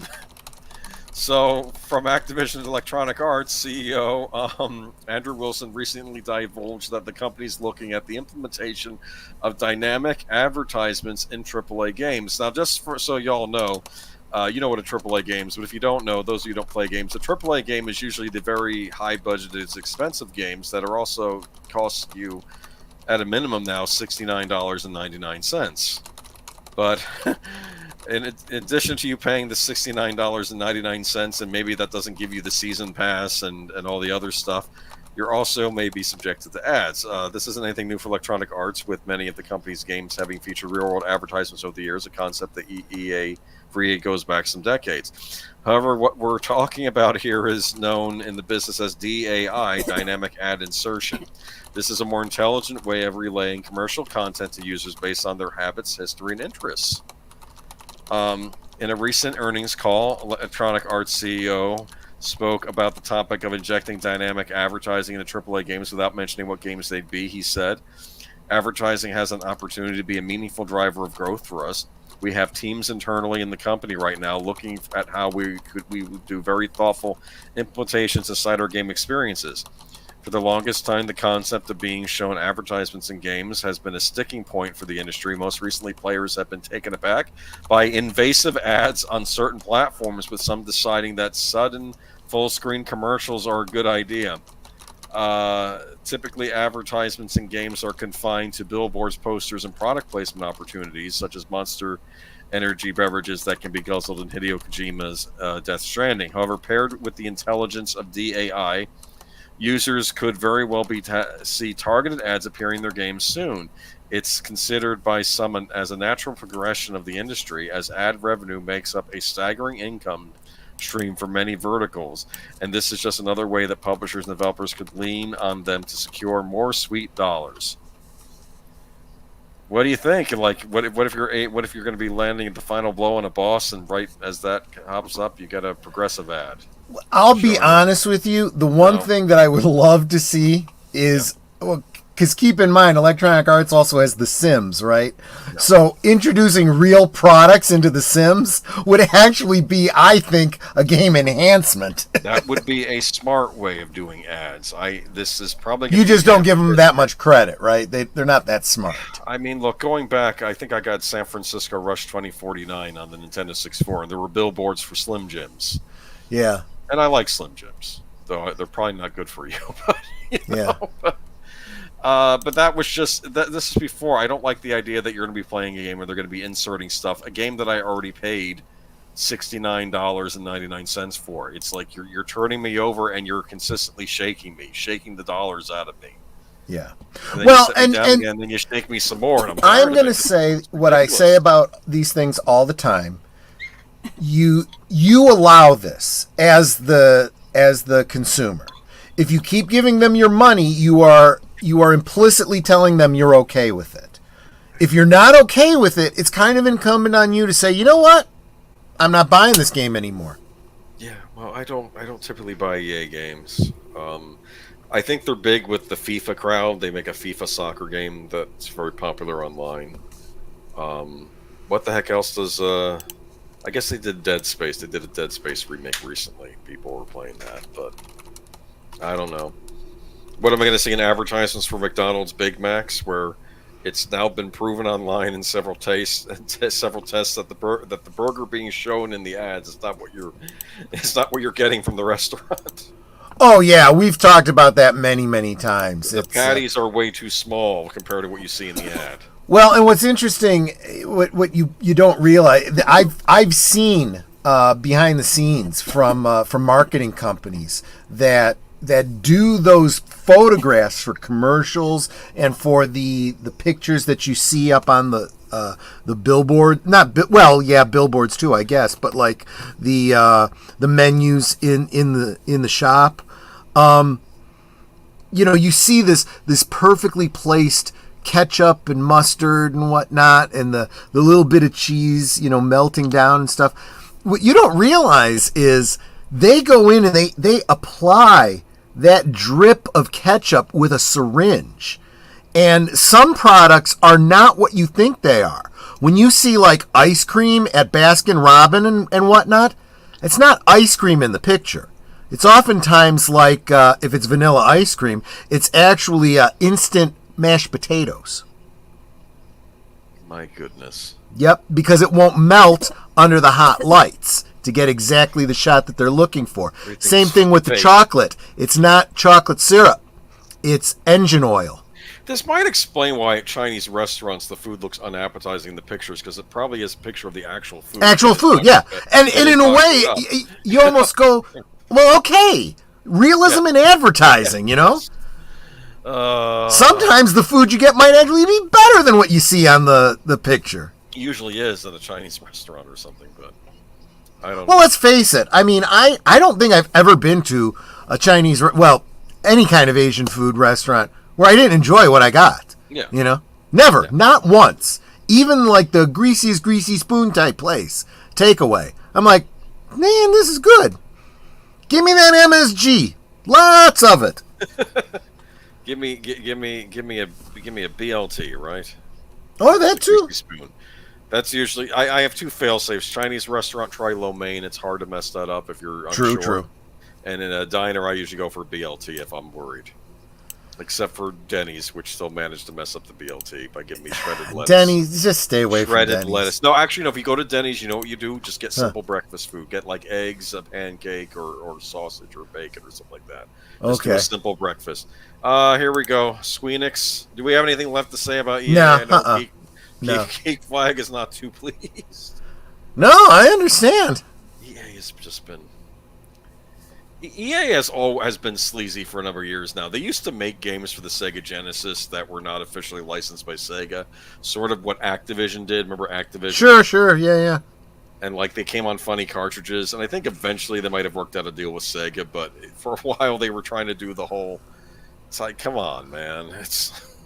And oddly enough, some of those EA games that were not officially licensed still showed up on the Sega Genesis mini consoles that Sega put out recently, because I guess they thought, we got to bury the hatchet with EA and still put those games on there. Now, this particular article, I did not really know how to represent well in the thumbnail. Yeah. If I understand this correctly, you tell me if I got this wrong. No. But when they say pursue a multi-platform strategy, is that like PC and console? Yes. And okay. I believe that's what they're talking about here. I was rather confused because I'm like, they've released plenty of games on the Nintendo Switch.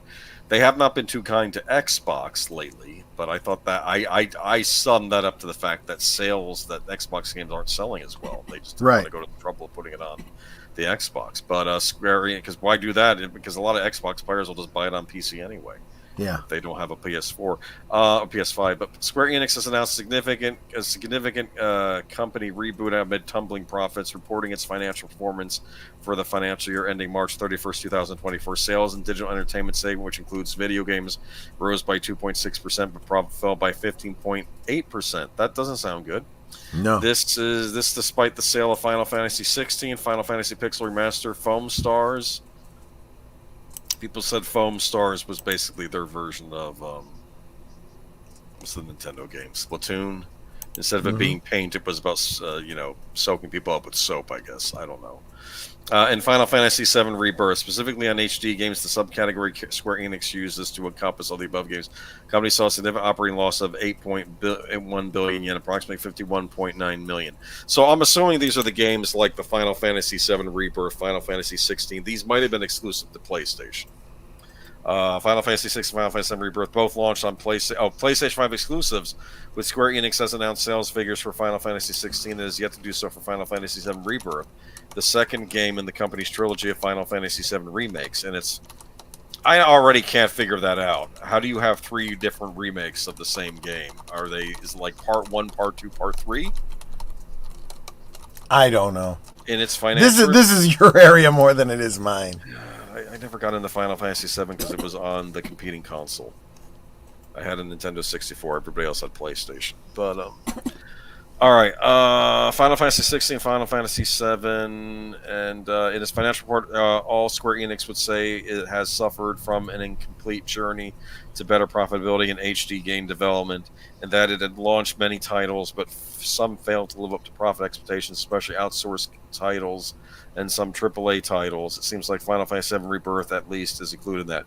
So, okay, I guess Final Fantasy 7 Rebirth would be considered a AAA title, like a lot of money. Whereas something like Octopath Traveler 2, which was an RPG I bought on the Switch and it was out on other things, that was probably a simpler game because it was more like 2D sprites and things like that, so it wasn't as heavy. In response to the tumbling profit, Square Enix announced what it calls Square Enix Reboots and Awakens, a 3-year plan for rebooting for long-term growth. This involved a rethink across all parts of the business, but highlights a shift in multi-platform strategy. Square Enix said it will aggressively pursue multi-platform strategy that includes Nintendo platforms, PlayStation, Xbox, and PCs. Note the wording here of Nintendo platforms, with Nintendo set to announce a Switch successor before April 2025. So they're going to want to be releasing games on the new Nintendo system coming out. I guess they also mentioned Xbox, and they'll continue on PlayStation. Here's my question.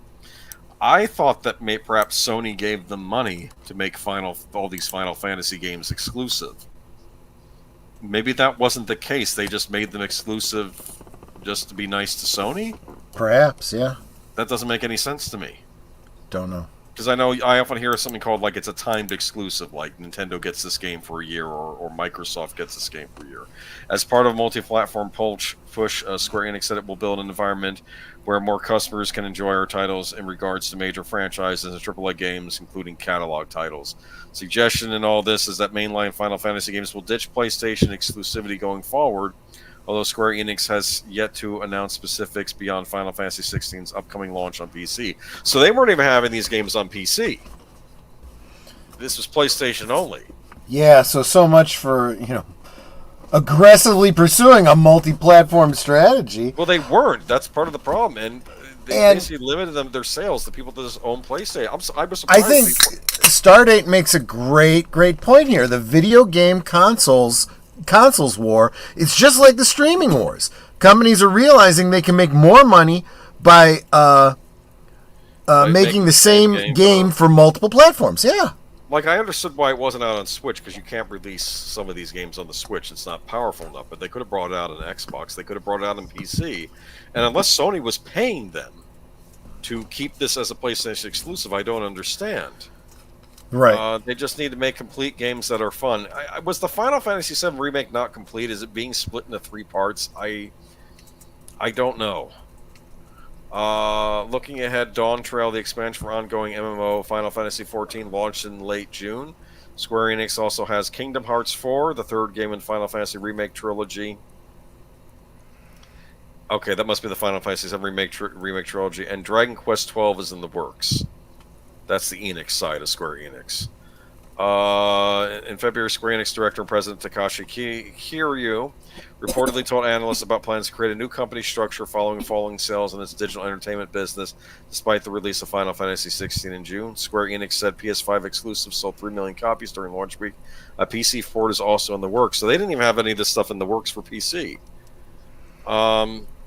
Yeah, I'm not entirely certain how they figure something is multi-platform if it's not on PC. They have been in bad shape for a while. We talked about I don't know if it was years ago when they got rid of Crystal Dynamics, the people that worked on the new Tomb Raider games, and they ended up getting picked up by Embracer because they used to have, for a time, Square Enix, funny enough, had Tomb Raider, which I thought was odd because that's more of a Western franchise. But yeah, they got rid of that, and now now they're owned by Embracer Group, which seems to own everything. For how much longer, I don't know. True. But they're hurting. I keep hearing reports because you have to understand, when I mentioned Square Enix, I don't know if you realize this, they're like, I used to consider them like an A-list game company, a lot of money. They put out games, make big bucks, like Capcom, like EA, like Activision. So they're really hurting right now. So I don't know. Okay, that's it. Okay. Moving on. Do you have anything to say about this? You like Square Enix games? I don't know any Square Enix games. Kingdom Hearts is Disney themed. Did you know that? There you go. It's Final Fantasy meets Disney, and I think there's two different groups of bad guys. I think there's more like a Square Enix type of bad guy group, and then there's another bad guy group that's made up of all the Disney villains, and Maleficent is their leader. Makes sense.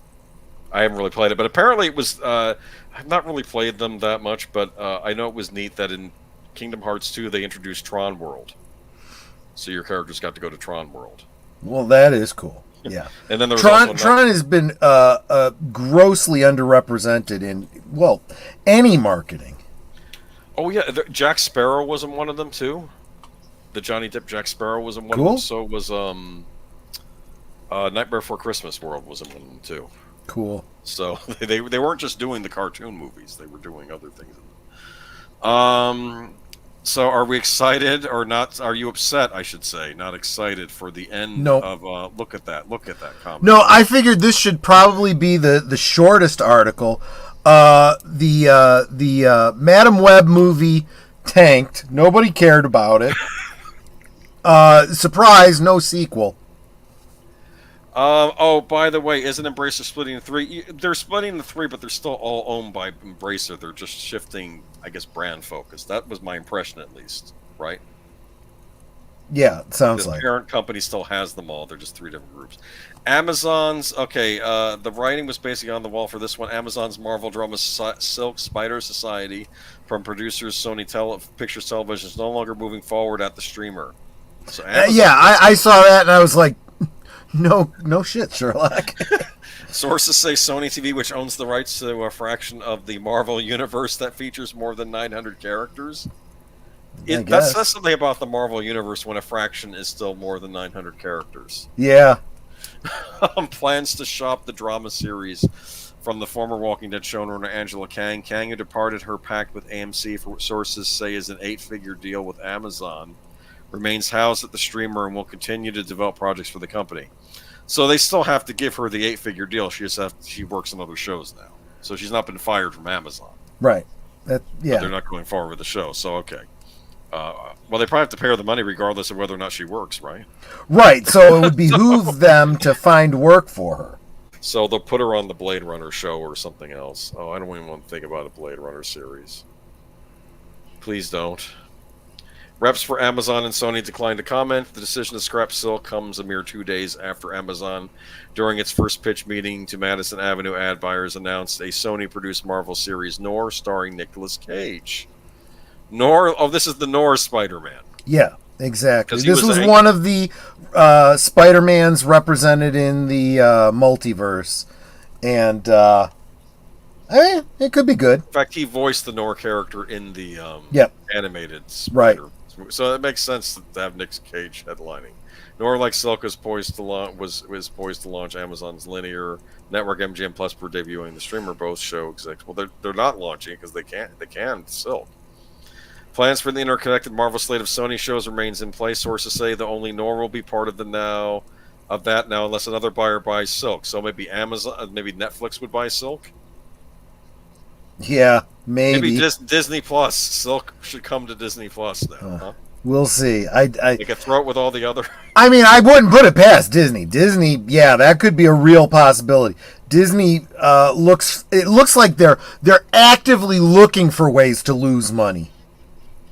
Let's see. Silk was based on characters created by Dan Slott and Humberto Ramos. The series was inspired by the Marvel Comics and follows Cindy Moon, a Korean-American woman bitten by the same spider that bit Peter Parker, as she escapes imprisonment and searches for her missing family on her way to become a superhero known as Silk. The show was to be one of the first to feature a Korean-American superhero at its center. For their part, Lord and Miller moved their overall deal from Disney's 20th Century Television to Sony's in April 2019. Okay. And as part of the 9-figure deal, we're handed control of the studio's Marvel slate. So Sony retains the rights to characters including Spider-Man and all his villains like Green Goblin, Venom, the Tom Hardy films, Morbius, i.e. the live-action feature with Jared Leto, and Black Cat and Silver Sable, both previously development on the feature side. Yeah, what's going on with the Black Cat and Silver Sable movie, or whatever? I haven't heard anything happening with it. Okay. Is the chat excited? There are too many spider people. Okay. Yeah, a whole lot of spider people without Spider-Man. I actually kind of like the Norse Spider-Man with Cage. I might watch that one. That might be. I might take a risk on that one because it's Nick Cage. If he can do his Nick Cage nuts scene, like you know what I'm talking about. Yep. Where he has to go nuts in each thing he's in. Yeah. So moving on. Anything left to say about Silk? Not at all, no. We don't typically do music stuff, but I thought you might be interested in this because this is AI related. Yeah, interesting. Yep. I don't know. There are too many spider people, though. When everyone's Spider-Man, no one is, right? Yeah, I guess that's true. Sony Music Group is sending out warnings to what sources say are around 700 AI developers and music streaming services, warning them not to use content to train AI. These so-called opt-out letters, which have been obtained by Variety, state developers will need to explicit permission to use that content and warns that some may already be in violation. Due to the nature of your operations and published information about your AI systems, we have reason to believe that you and your affiliates may already have made unauthorized uses of SMG, Sony Music content in relation to the training, development, and commercialization of AI systems. The letter read in part. This tells the companies not to use Sony's music content to train, develop, or commercialize any of your AI systems, and description of the manner in which the Sony Music content was accessed, reproduced, and or extracted by you or your affiliates or by any third party contracted to do so on your behalf. So I'm assuming that you can have the AI learn how to make music by listening to music that Sony owns. True. Is that what I'm getting from this? Yes. And they're not wanting that. Exactly. Because Sony would rather develop their own AI based on their own music, probably, if they were going to do that. In a declaration of AI training opt-out statement on its website, the company says that it and its affiliates expressly prohibit an opt-out of any text or data mining, web scraping, or similar reproductions, except as specifically and explicitly authorized by either Sony Music Entertainment or SMP. That includes musical compositions, lyrics, audio recordings, audiovisual recordings, artworks, images, data, etc., for any purpose, including the training, development, or commercialization of AI systems. So maybe an album has a really cool cover, and they want the AI to learn how to make artwork based on that. They can't look at it. Right. This is weird world we're living in. It really is. AI will kill us all. Very likely. I don't know. I don't know. This has creeped me out a little bit. So what? You can create a future. You can create an AI Mozart because that's copyright. Well, free, here's I've heard a lot of people do commentary on this, and here's the danger for creativity. If AI takes over and starts doing the creative stuff, creating music, creating stories, artwork, and stuff like that, we're never going to get anything better. It's always going to be rehash, remake, never. It will never be inspired. It will always be, mid-grade, average. You'll never have greatness. That's sort of what we have now, though, with the people actually. Well, that is one of the things I said early on. Why does AI seem so amazing? Because compared to the stuff that's coming out from these DEI hires, it is amazing because they're putting out crap. You got a bunch of kids that aren't have no experience, possibly no training. The only reason they got their jobs is because of the color of their skin and who they like to do bedroom stuff with. There was a thing announced where I think we did the article like I as a black woman of color and LGBT can't even get a writing job. Who can? She made that was a quotation, some statement without Hollywood's not yeah. You know who can? Somebody who's actually good at that job. Well, you know what I realized too by listening to this though. What if all this DEI stuff was to make entertainment so bad that we all go for the AI stuff, where they don't have to pay people to make entertainment anymore? I'm just kidding. That's a conspiracy theory. I'm not saying. No, it's absolutely not. It's not a conspiracy theory when you know that's exactly what they're trying to do. They're not even hiding it. Sasha, we don't have great music nowadays. I think the trouble with the great music is I think there's still great bands out there, but they're being buried. True. Because you can't, they're not being played on the radio. They're not, it's, yeah, it's just, it's sad. But speaking of rehashes, Oh, yeah. well, we can still spend time on the AI stuff, but I figured it's good. Yeah, this one I've been a little bit confused by. Because who will the real owner of Lord of the Rings please stand up? Well, yeah, you're right We have there. Embracer, we have Amazon with Rings of Power, which the new trailer got unveiled this week.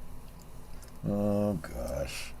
Yeah. And then we have Peter Jackson, Andy Serkis, and Philip Boyens explain why they're returning to Middle Earth for the Lord of the Rings: The Hunt for Gollum. Because if they don't, then New Line loses the rights for film adaptations. That's why they're returning to it.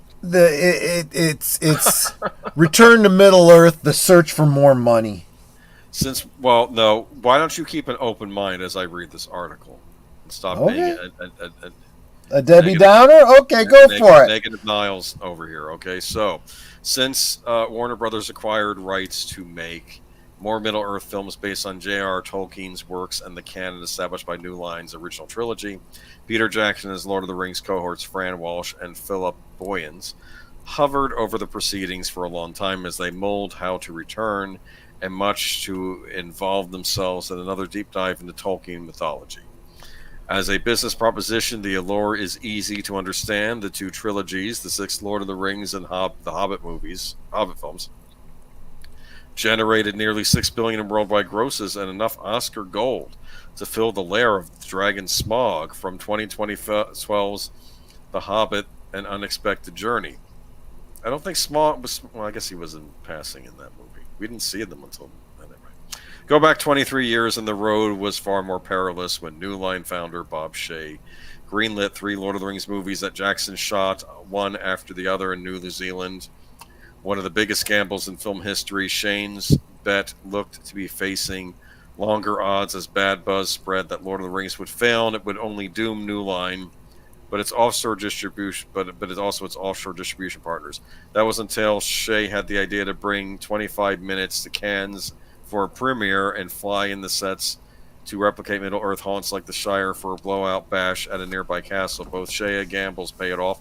The bad buzz in the movie dissipated, and the movie became just how successful would those movies be. The principals divested from those moments several years ago for the deadline for some magazines to commemorate the 20th century. Okay, well, I don't know. They didn't answer the question. I did want to make a point that this is like the opposite effect of Dial of Destiny. Yeah.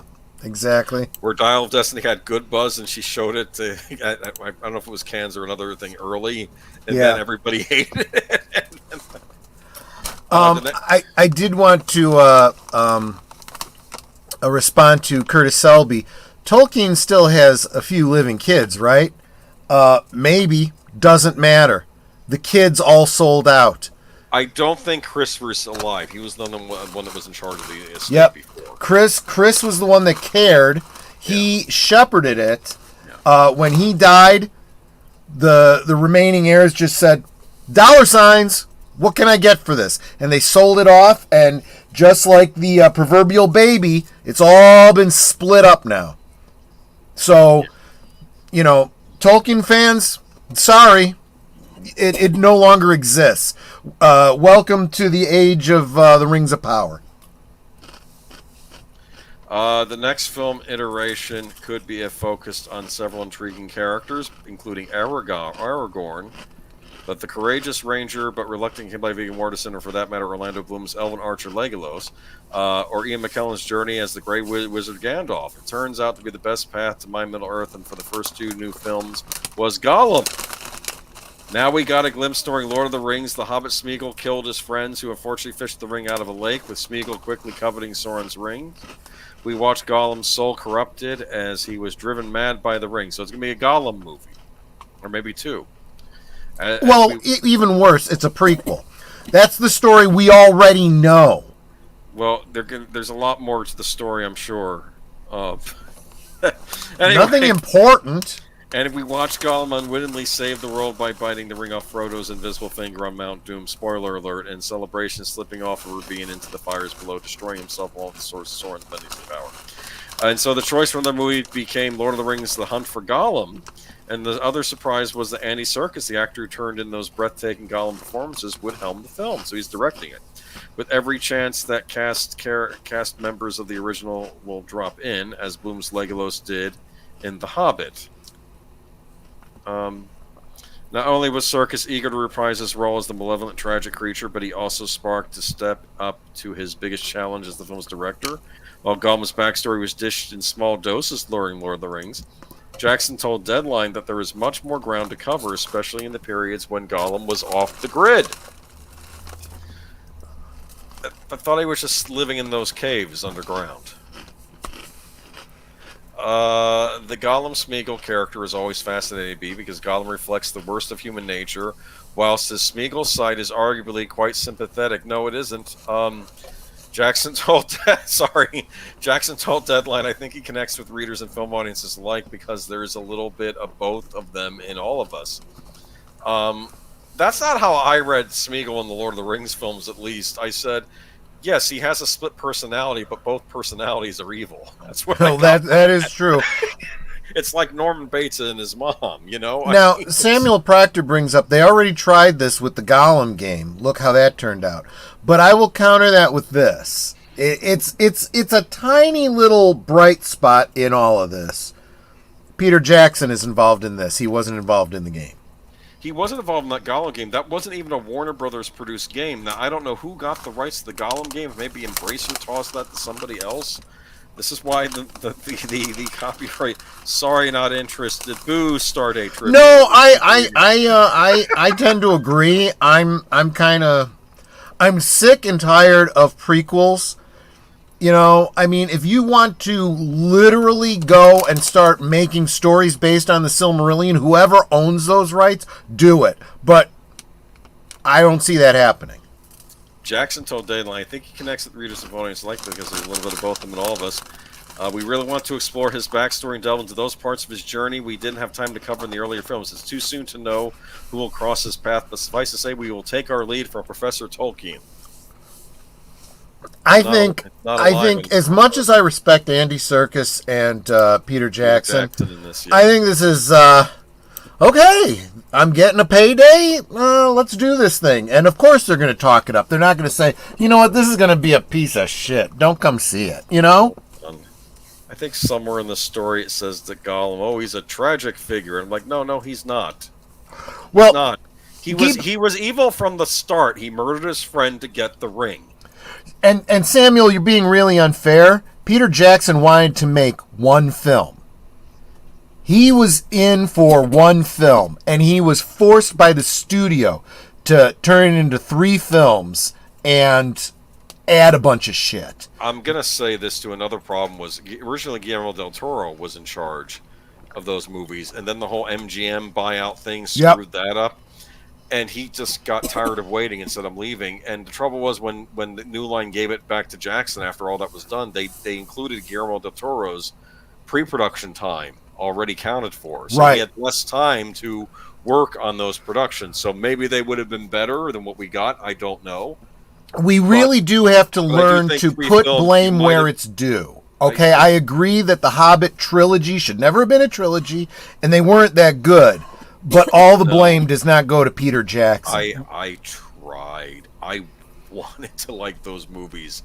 I remember when I was watching, I think the second one, and I'm like, you know what I'd rather be watching right now is a new episode of Game of Thrones. That's what I was thinking. In one of these Mondays, I will probably do Monday Night at the Movies. We'll do the fan edit of the Hobbit. That takes out all the bullshit and turns it into a single movie the way it should have been. Do you know that there are extended editions of those Hobbit movies? I don't care.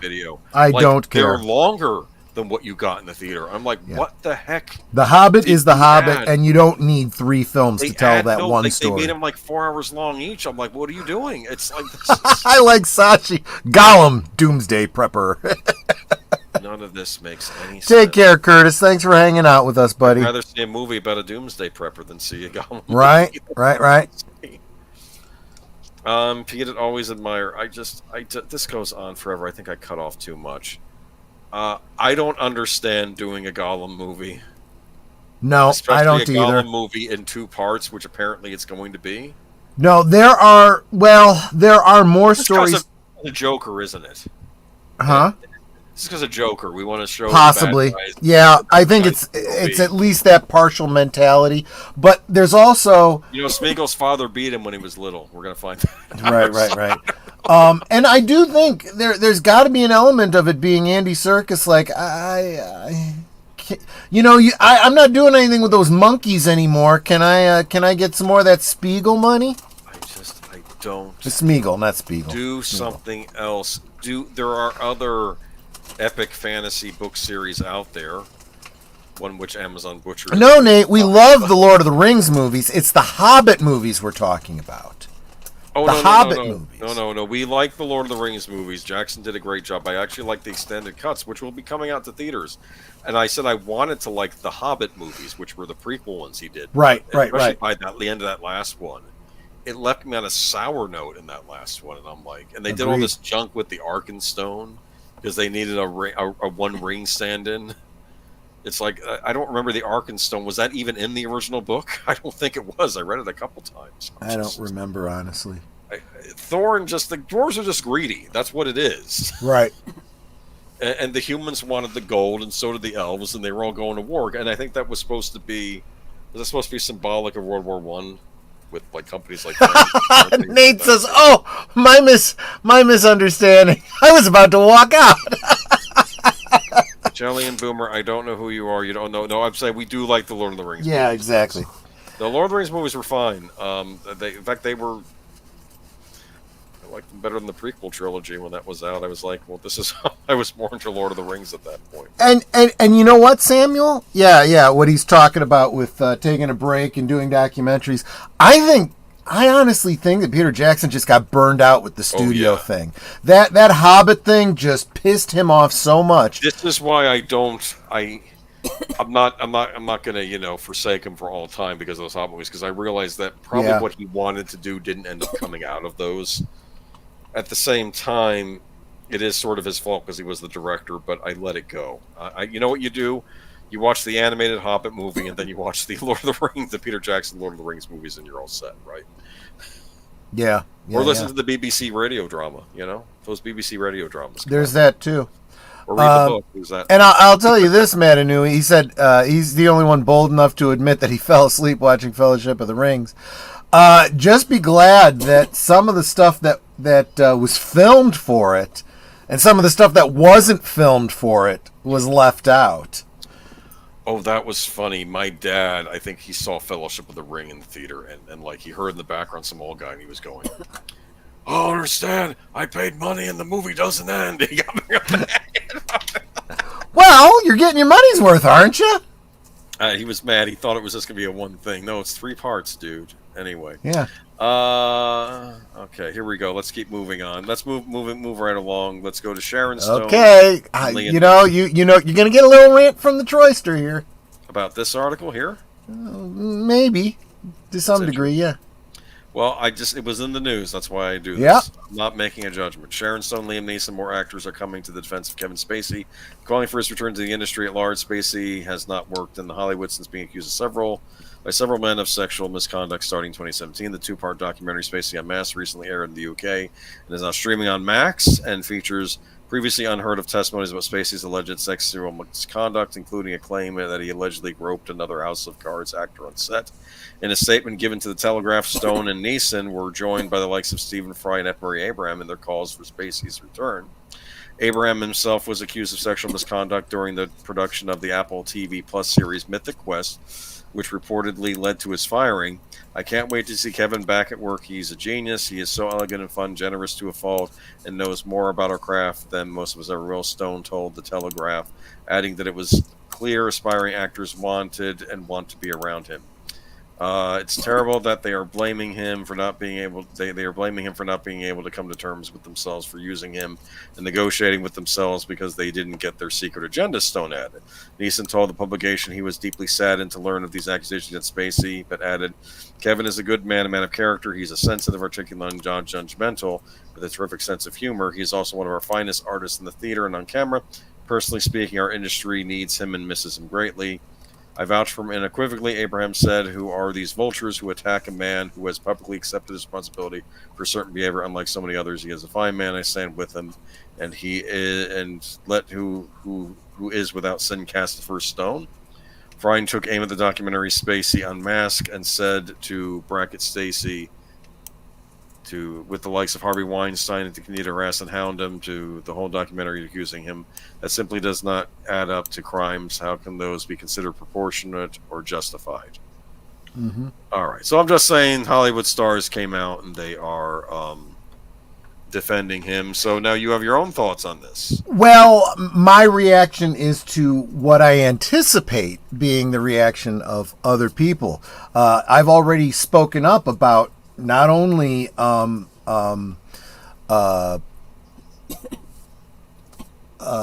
Kevin Spacey, but Harvey Weinstein and many other people that have been pilloried in the media as being guilty of all sorts of things, and no proof has ever been brought forward.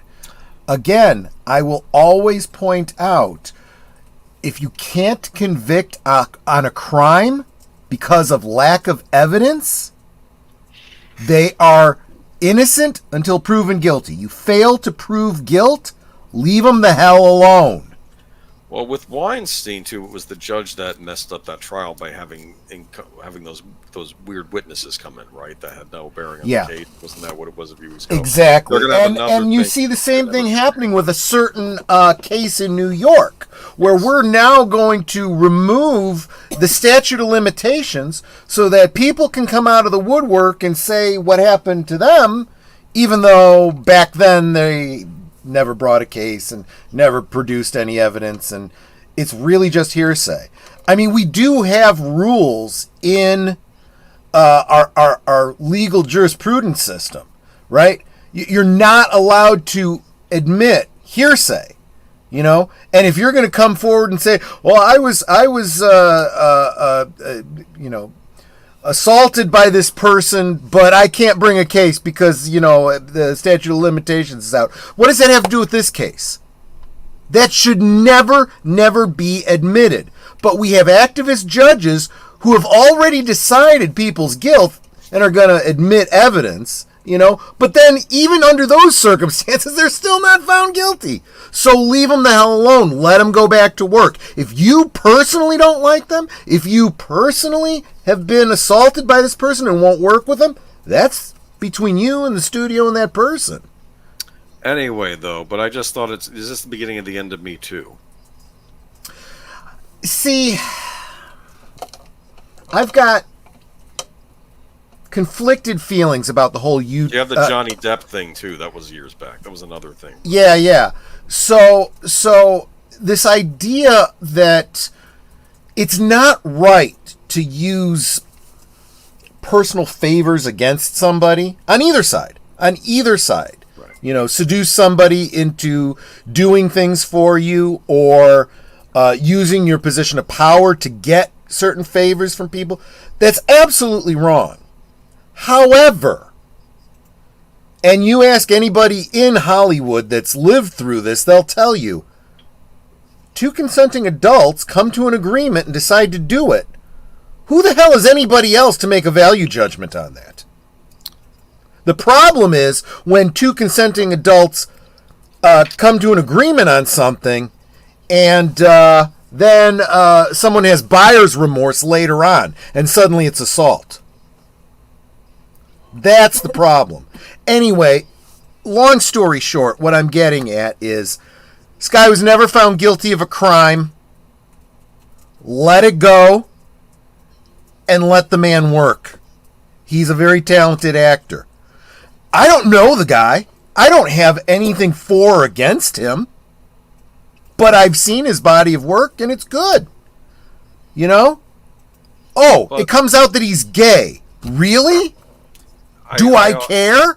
He's played a heterosexual male so well, that just tells me what a good actor he was. I didn't even know he was gay because he was so good at playing a heterosexual. Well, I'm still angry at what happened with Frank Langella getting caught up in this stuff, too.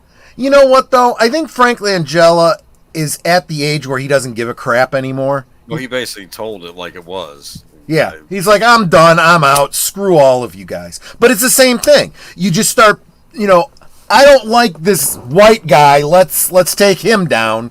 Yeah. Well, there's no real segue. Anyway, that was my rant. So it's okay. I figured you want to be kept up on this. But let's give credit where credit is due to some actors. I'm not sure that I really, would say, well, Sharon Stone and Liam Neeson are, the ones I want in my corner, fighting for me. They're, they've got their own issues, but, be that as it may, I think everybody who's a working actor needs to start saying, hey, what's right is right. Let people work. All right, moving on. Tomb Raider from Phoebe Waller-Bridge land series on Amazon. Take care, Matanui. Thanks for hanging out with us. You're missing that. You're missing this story. That might be why he's leaving, and I wouldn't blame him. I remember did I report on a rumor about this a year or two ago, and I was like, or maybe I didn't even report on it because I'm like, well, this isn't set in stone. Phoebe Waller-Bridge's adaptation of video game Tomb Raider is scaling the walls at Amazon. The streamer has handed the project the series order. The news was revealed by head of Amazon and MGM Studios Jen Psaki at the company's upfront event in New York, calling it epic and globetrotting series. If I could tell my teenage self that this was happening, I think she'd explode. Tomb Raider has been a huge part of my life, and I feel incredibly privileged to be bringing it to television with such passionate collaborators. Lara Croft means a lot to me, as she does to many, and I can't wait to go on this adventure. Bats and all, said Waller-Bridge. Mm-hmm. In the latest order from Amazon, okay, the Nick Cage Noir series, I mentioned that. Fleabag creator and star Waller-Bridge is writing Tomb Raider series, but no cast has been set. Also, Indiana Jones and the Dial of Destiny star. Yes, and that is all you need to say. Why are they doing this? Because they want to destroy everything. They're cultural vandals. I'm not even being ironic or sarcastic. I mean that literally. Well, I still have the original 3 games to play. Yeah. And, if you liked Angelina Jolie, you got her movie too. Actually, she did more than one, didn't she? She did 2, yes. Okay. Second one, I think, had Gerard Butler in it. Okay, well, there you go. I mean, look, at this point, half the stuff that we're reporting on, it's these studios' money to throw away. That's Amazon what they're doing. Has money to burn, I guess. I don't know, but I heard, didn't they lose a ton on Rings of Power? Let them keep losing. I mean, just let the MFers burn. It's all I can say. Here we go. We got Sydney Sweeney as the last thing. That's why I put it as the last one, because I figured we needed a little bit of an uptick here. I figured, what's the most Barbarella photo I could find? Maybe that's closer. I don't know. I mean, wow, yeah. Edgar Wright in talks to direct Sydney Sweeney's Barbarella. That could work with him as director too. He's English, so it might still have a European flavor to it. The Barbarella feature starring Sydney Sweeney is getting more oxygen. Edgar Wright is in talks to direct. Well, she's got the lungs for it. With Jane Goldman and Honey Rose in talks to write the script. Okay. Edgar Wright's talking to Sony Pictures. The Hollywood Reporter has confirmed the project is still early in development and is planned as a new take on the character that originated in a French comic series from Jean-Claude Forest. Barbarella, a mercenary who travels the universe, was portrayed by Jane Fonda in a 1968 movie version. We can forget that one. This continued Sweeney's relationship with Sony, with the actress having starred late last year alongside Glenn Powell, the studio's rom-com Anyone But You, before appearing in Dakota Johnson in this year's superhero flick Madam Web. Wright, also known for helming films such as Last Night in Soho, Baby Driver, and Scott Pilgrim vs. the World. His next project is set to be a new adaptation of The Running Man for Paramount Pictures that will star Powell. Okay, Goldman is known for working on the scripts for Kick-Ass, X-Men First Class, and the Kingsman franchise.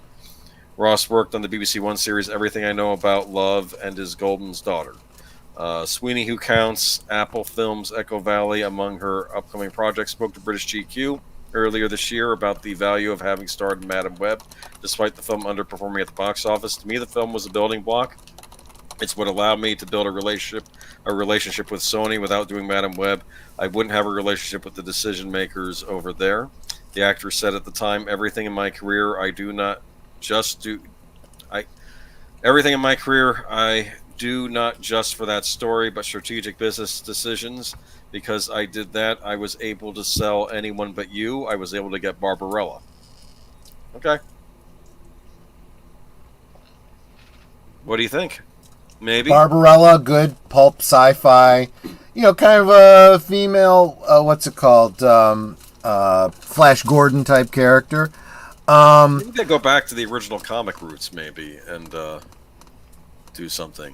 I don't think they have the cojones to do what they did, back when Hanoi Jane did it, with the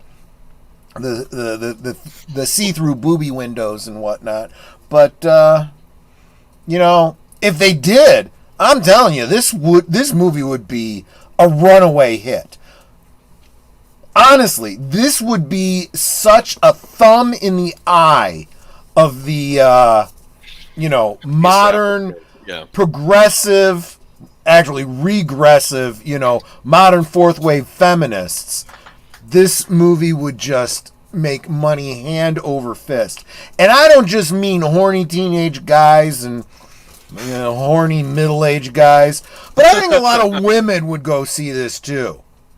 And I don't mean for the sexy. I think they'd go just for a breath of fresh air. We need a breath of fresh air. I wish her all the luck in the world. Also, Yeah. Right? Make a good movie. Make something fun, entertaining. And I'm sorry, she, as far as I'm concerned, has the makings of a movie star if she's not one already. So I'll tell you, not only has everything she's been in, well, she hasn't been in everything she's been in hasn't been good, but she was good in everything I've seen her in. Let's put it that way. She has a great deal of talent, and she's young, so that means she should only get better, right? Very attractive, and you know what? She's got that character behind the scenes, on the red carpet, when she talks to fans and in interviews. That above the fans, yes. Yeah, that we used to associate with the movie star. Someone who didn't hate the people coming to see her movies. Hey, Jesse Grotto, welcome. All right, and that brings us to the end. Yep. I like Staffler and Wardoff with the Super Soakers. Yeah. Super Soakers for next good old days. I'm kidding, of course. We could probably do a segment on mortar guns, actually. I kind of like the whole Men in Black type theme, but I with like the tongue-in-cheek, sort of idea. She is also no dumb blonde. No, she is not. Let's be honest. What she just said there, yep, it's smarter than a lot of the actors. It's smarter than the stuff I've heard coming out of most young actors. I'll tell you, intelligence. Yeah. You can spot intelligence sometimes by what people don't say. Yeah, she is self-editing in a way that's incredibly refreshing. Later tonight, The Other Side of Midnight, number 52. The Other Side with special guest Sin's Corner. And sorry, I repeated myself there. That was a bad edit, a bad copy paste. It's okay, but we're gonna at 12:05 Eastern Standard Time, 11:05 Central Standard Time. You can tune into Deleted Scenes tonight. Yeah, so you got about 40 minutes to go top off your glasses, hit the can or whatever you need to do. Troy, Jesse Guajardo seems to recall a time when people complained about showing too much skin and nobody cared. They just kept making art. Yes, exactly. Well, do you also remember when it was the progressive feminists who said that this is empowering for women? And now, we hate the male gaze. Look, pick one and stick to it. What is The Other Side of Midnight? That is a fair question. So I actually don't know what the topic is. Maybe Deleted Scenes can chime in. But it's a great little chat show that Deleted Scenes has going on his channel. Kind of a wrap up the weekend kind of thing. Kind of a more mellow. I mean, if he gets on a rant for unscripted, before Geeky Geezers, then he kind of brings it back down, and And he has special guests on his channel, Yeah. sometimes too. Like tonight, he's got Sin's Corner on there. She has a great movie review channel herself. Troy has been there on occasion too. I've even been in there on their occasion. So generally, especially if he's bringing Sin in, I'm guessing probably having something to do with some cinema, type topics or whatever. But yeah, it's like an old late show kind of think Johnny Carson, but more. Like Late Night the Devil without the devil. Late Night with the Devil, but without the devil. That just complicates it, man. It doesn't help Actually, answer I'll his say question. something. If they ever release a Blu-ray of that and they have all the, because he used to show clips from his other shows, they should have like full shows on there. Yes, This character. Jesse. Yes, you did miss that thing about the ads in EA, but we didn't really have much to offer other than what was in the It's a article. warning. Don't give them your money if they start. Yeah. That's what This is what we've said about cable and streaming. It's like, look, if you're paying a premium price, and then they suddenly start putting commercials in, why are you still paying that premium price? They should give you a discount. If they're not giving you a discount, withhold your money, in my opinion. Yes. So tomorrow evening. Tomorrow evening, we're celebrating a very special anniversary of the birth of a certain geezer. Yes, now my birthday is on Tuesday, but this stream will edge into Tuesday night. We are doing a double feature on Troy's channel. Yep. Of The Warriors and Phantasm. Because they are both films that came from the year you were born. No. No. I was born in 77. These are 79. Then why are we doing these two movies? Because those are the ones I wanted to do. Well, okay, that's fair. We could have done what could you do from 77? Star Wars again. True. Race for Your Life, Charlie Brown. I might have been open to that one, but yeah, there's that one. The what's the other side of something or other? No. At midnight. What was that? It? The Other Side of Midnight was the other movie that came out from 20th Century Fox that summer. Oh, really? Was that the movie? Somebody tell me, because I know that 20th Century picked up Star Wars. But it was like a package deal with this other movie. It's like, well, we'll do Star Wars, but we get to do this movie or something like that. That was supposed to be the big hit, right? The Other Side of Midnight or whatever. Yeah, right. And Star Wars just blew everything away that year. That's true. We're doing 79. I basically wanted to do what I call like the last gasp of the 70s, right? So we're true. Yeah, true. Warriors come out and play. We're going to do the Warriors. It originally was going to be the Warriors and Bad Ronald, but then I thought, why not do both two from 79? So then I picked Phantasm. And I think they're both interesting movies. One takes place in the city, one takes place in Middle America.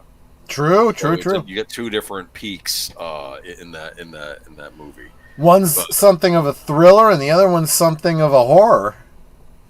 Yeah, they're both creepy in their own way. Yeah, that's true. That is true. And we'll watch those tomorrow night, and they're both big favorites of mine. And maybe Troy can reminisce on 1979, as I was only 2 years old when these movies came out. I mean, I probably have more memories about 1979 than you do. I didn't realize you were 2 years old. That means you were the terrible twos. You were just getting a hold of your parents' keys up on the table because you were starting to stand up. Probably throwing stuff at the wall saying, "Take me to the Warriors." Yeah, right. You didn't even know what the Warriors were. Yeah, but how is EA still around after the sports games are complete? I don't know. Oh, God, I know. realize their sports games have gone. I'll tell you what, the only other thing they got going for them is The Sims, and they're doing everything they can to destroy The Sims as well. And there's other companies starting to offer the next generation of the equivalent of The Sims that I think EA is never going to be able to match if those companies can get their product to market. Deleted scenes was 6. Just learned that Space Battleship Yamato beat Star Wars in theaters in Japan, and so I didn't realize that. That's what we knew as Star Blazers over here.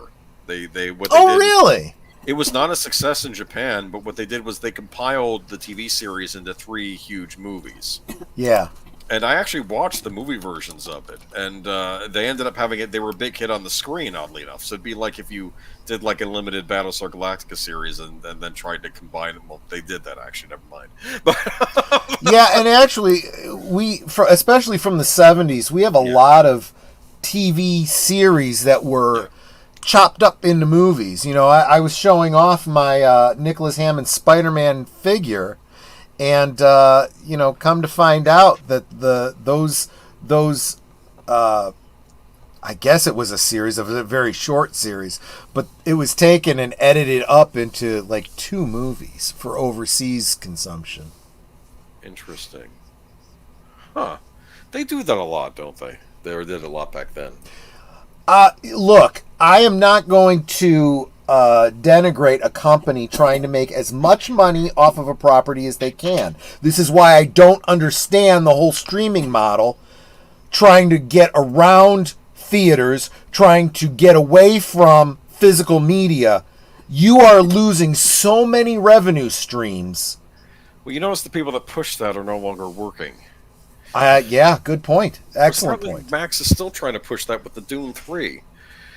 Anyway, also had a planet busting. Well, yeah, Yamoto did. That had I did enjoy the redo series they did of that too. At least the first season I saw.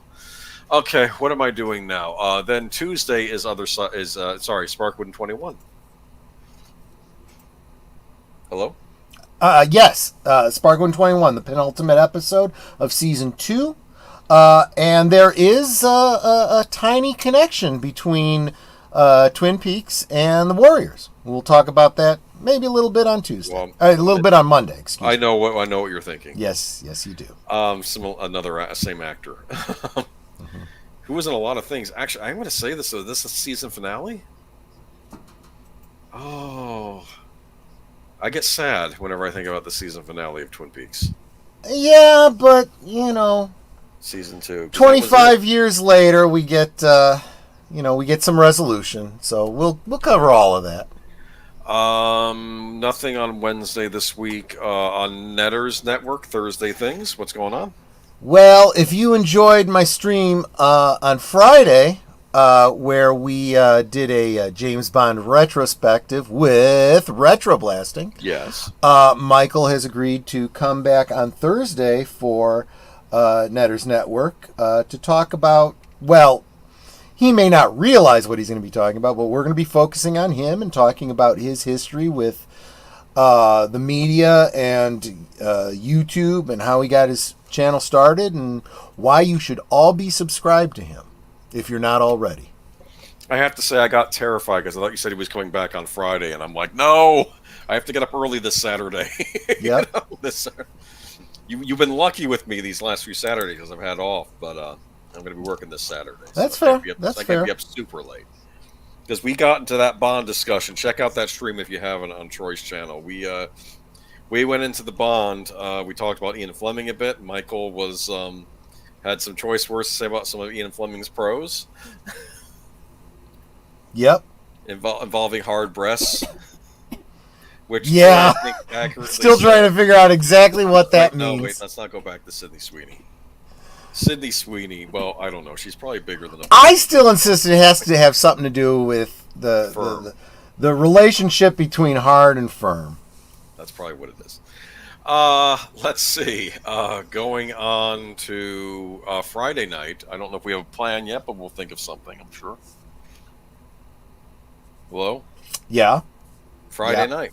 I will drink some more and we will talk and it will be a great time, whatever the topic is. It will be good. Friday, I believe, is May 25th. Is that significant for Star Wars fans? But I don't know if you want to do another Star Wars talk because I feel like we just did one. Nah, honestly, I'm starting to care less and less about Star Wars. You know, I am... And this is something that the guys over at Midnight's Edge were saying recently, too. Nobody cares about their content when they talk about Star Wars.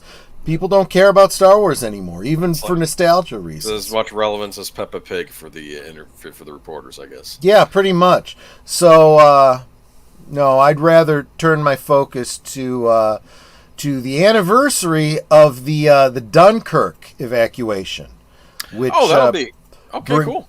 Which brings us to, and maybe we will talk a little bit about that on Friday, because then on Saturday, Netters Network Retro Cinema, we will be watching the film Dunkirk and talking about that great historic event and how it impacted the whole war. It's important. Yep. Important events of World War II. That could be the topic Friday. Yeah. Think about that. Yeah. All right. But that's all. And then that brings us to Sunday, I believe. And on Sunday, you can check out Deleted Scenes channel for Western Cinema with Jedi Bill. And then the pre-show with Deleted Scenes known as Unscripted. And then bring us back to Geeky Geezers. And I do not have any idea what we'll be talking about next week. Yeah. Maybe there's some news on the box office. How's the box office going so far? Did Apes do good? See, I'm hearing some mixed stuff about that. That's what it sounds like, yeah. I'm hearing that it did well, but not really as good as anyone was expecting. What were they expecting? Because the War for the Planet of the Apes was also beneath expectations. I don't think I like the Apes franchise, but I don't think it's what they think it is. I don't think it has the huge draw, and that's okay. Yeah, you could have made a more modestly budgeted Apes picture. That could have been something. Yeah, I think that, and especially when you look back at the original Apes films, they were fairly low budget. They need to start reining in the budgets on all of these films if they want to be profitable. Did Paul Williams sing in Beneath the Planet of the Apes? I don't know. He should have. It's Battle for the Planet of the Apes. He should have. I like seeing him on Johnny Carson, though. That was funny. I like everything, just about everything I've seen him in. Okay. All right. So that brings us to... yeah, that's it. That's it for the week. Y'all have a good week. Any last words? Nope, that's it. Thanks, everyone, for hanging out with us. It's been fun. Bye-bye.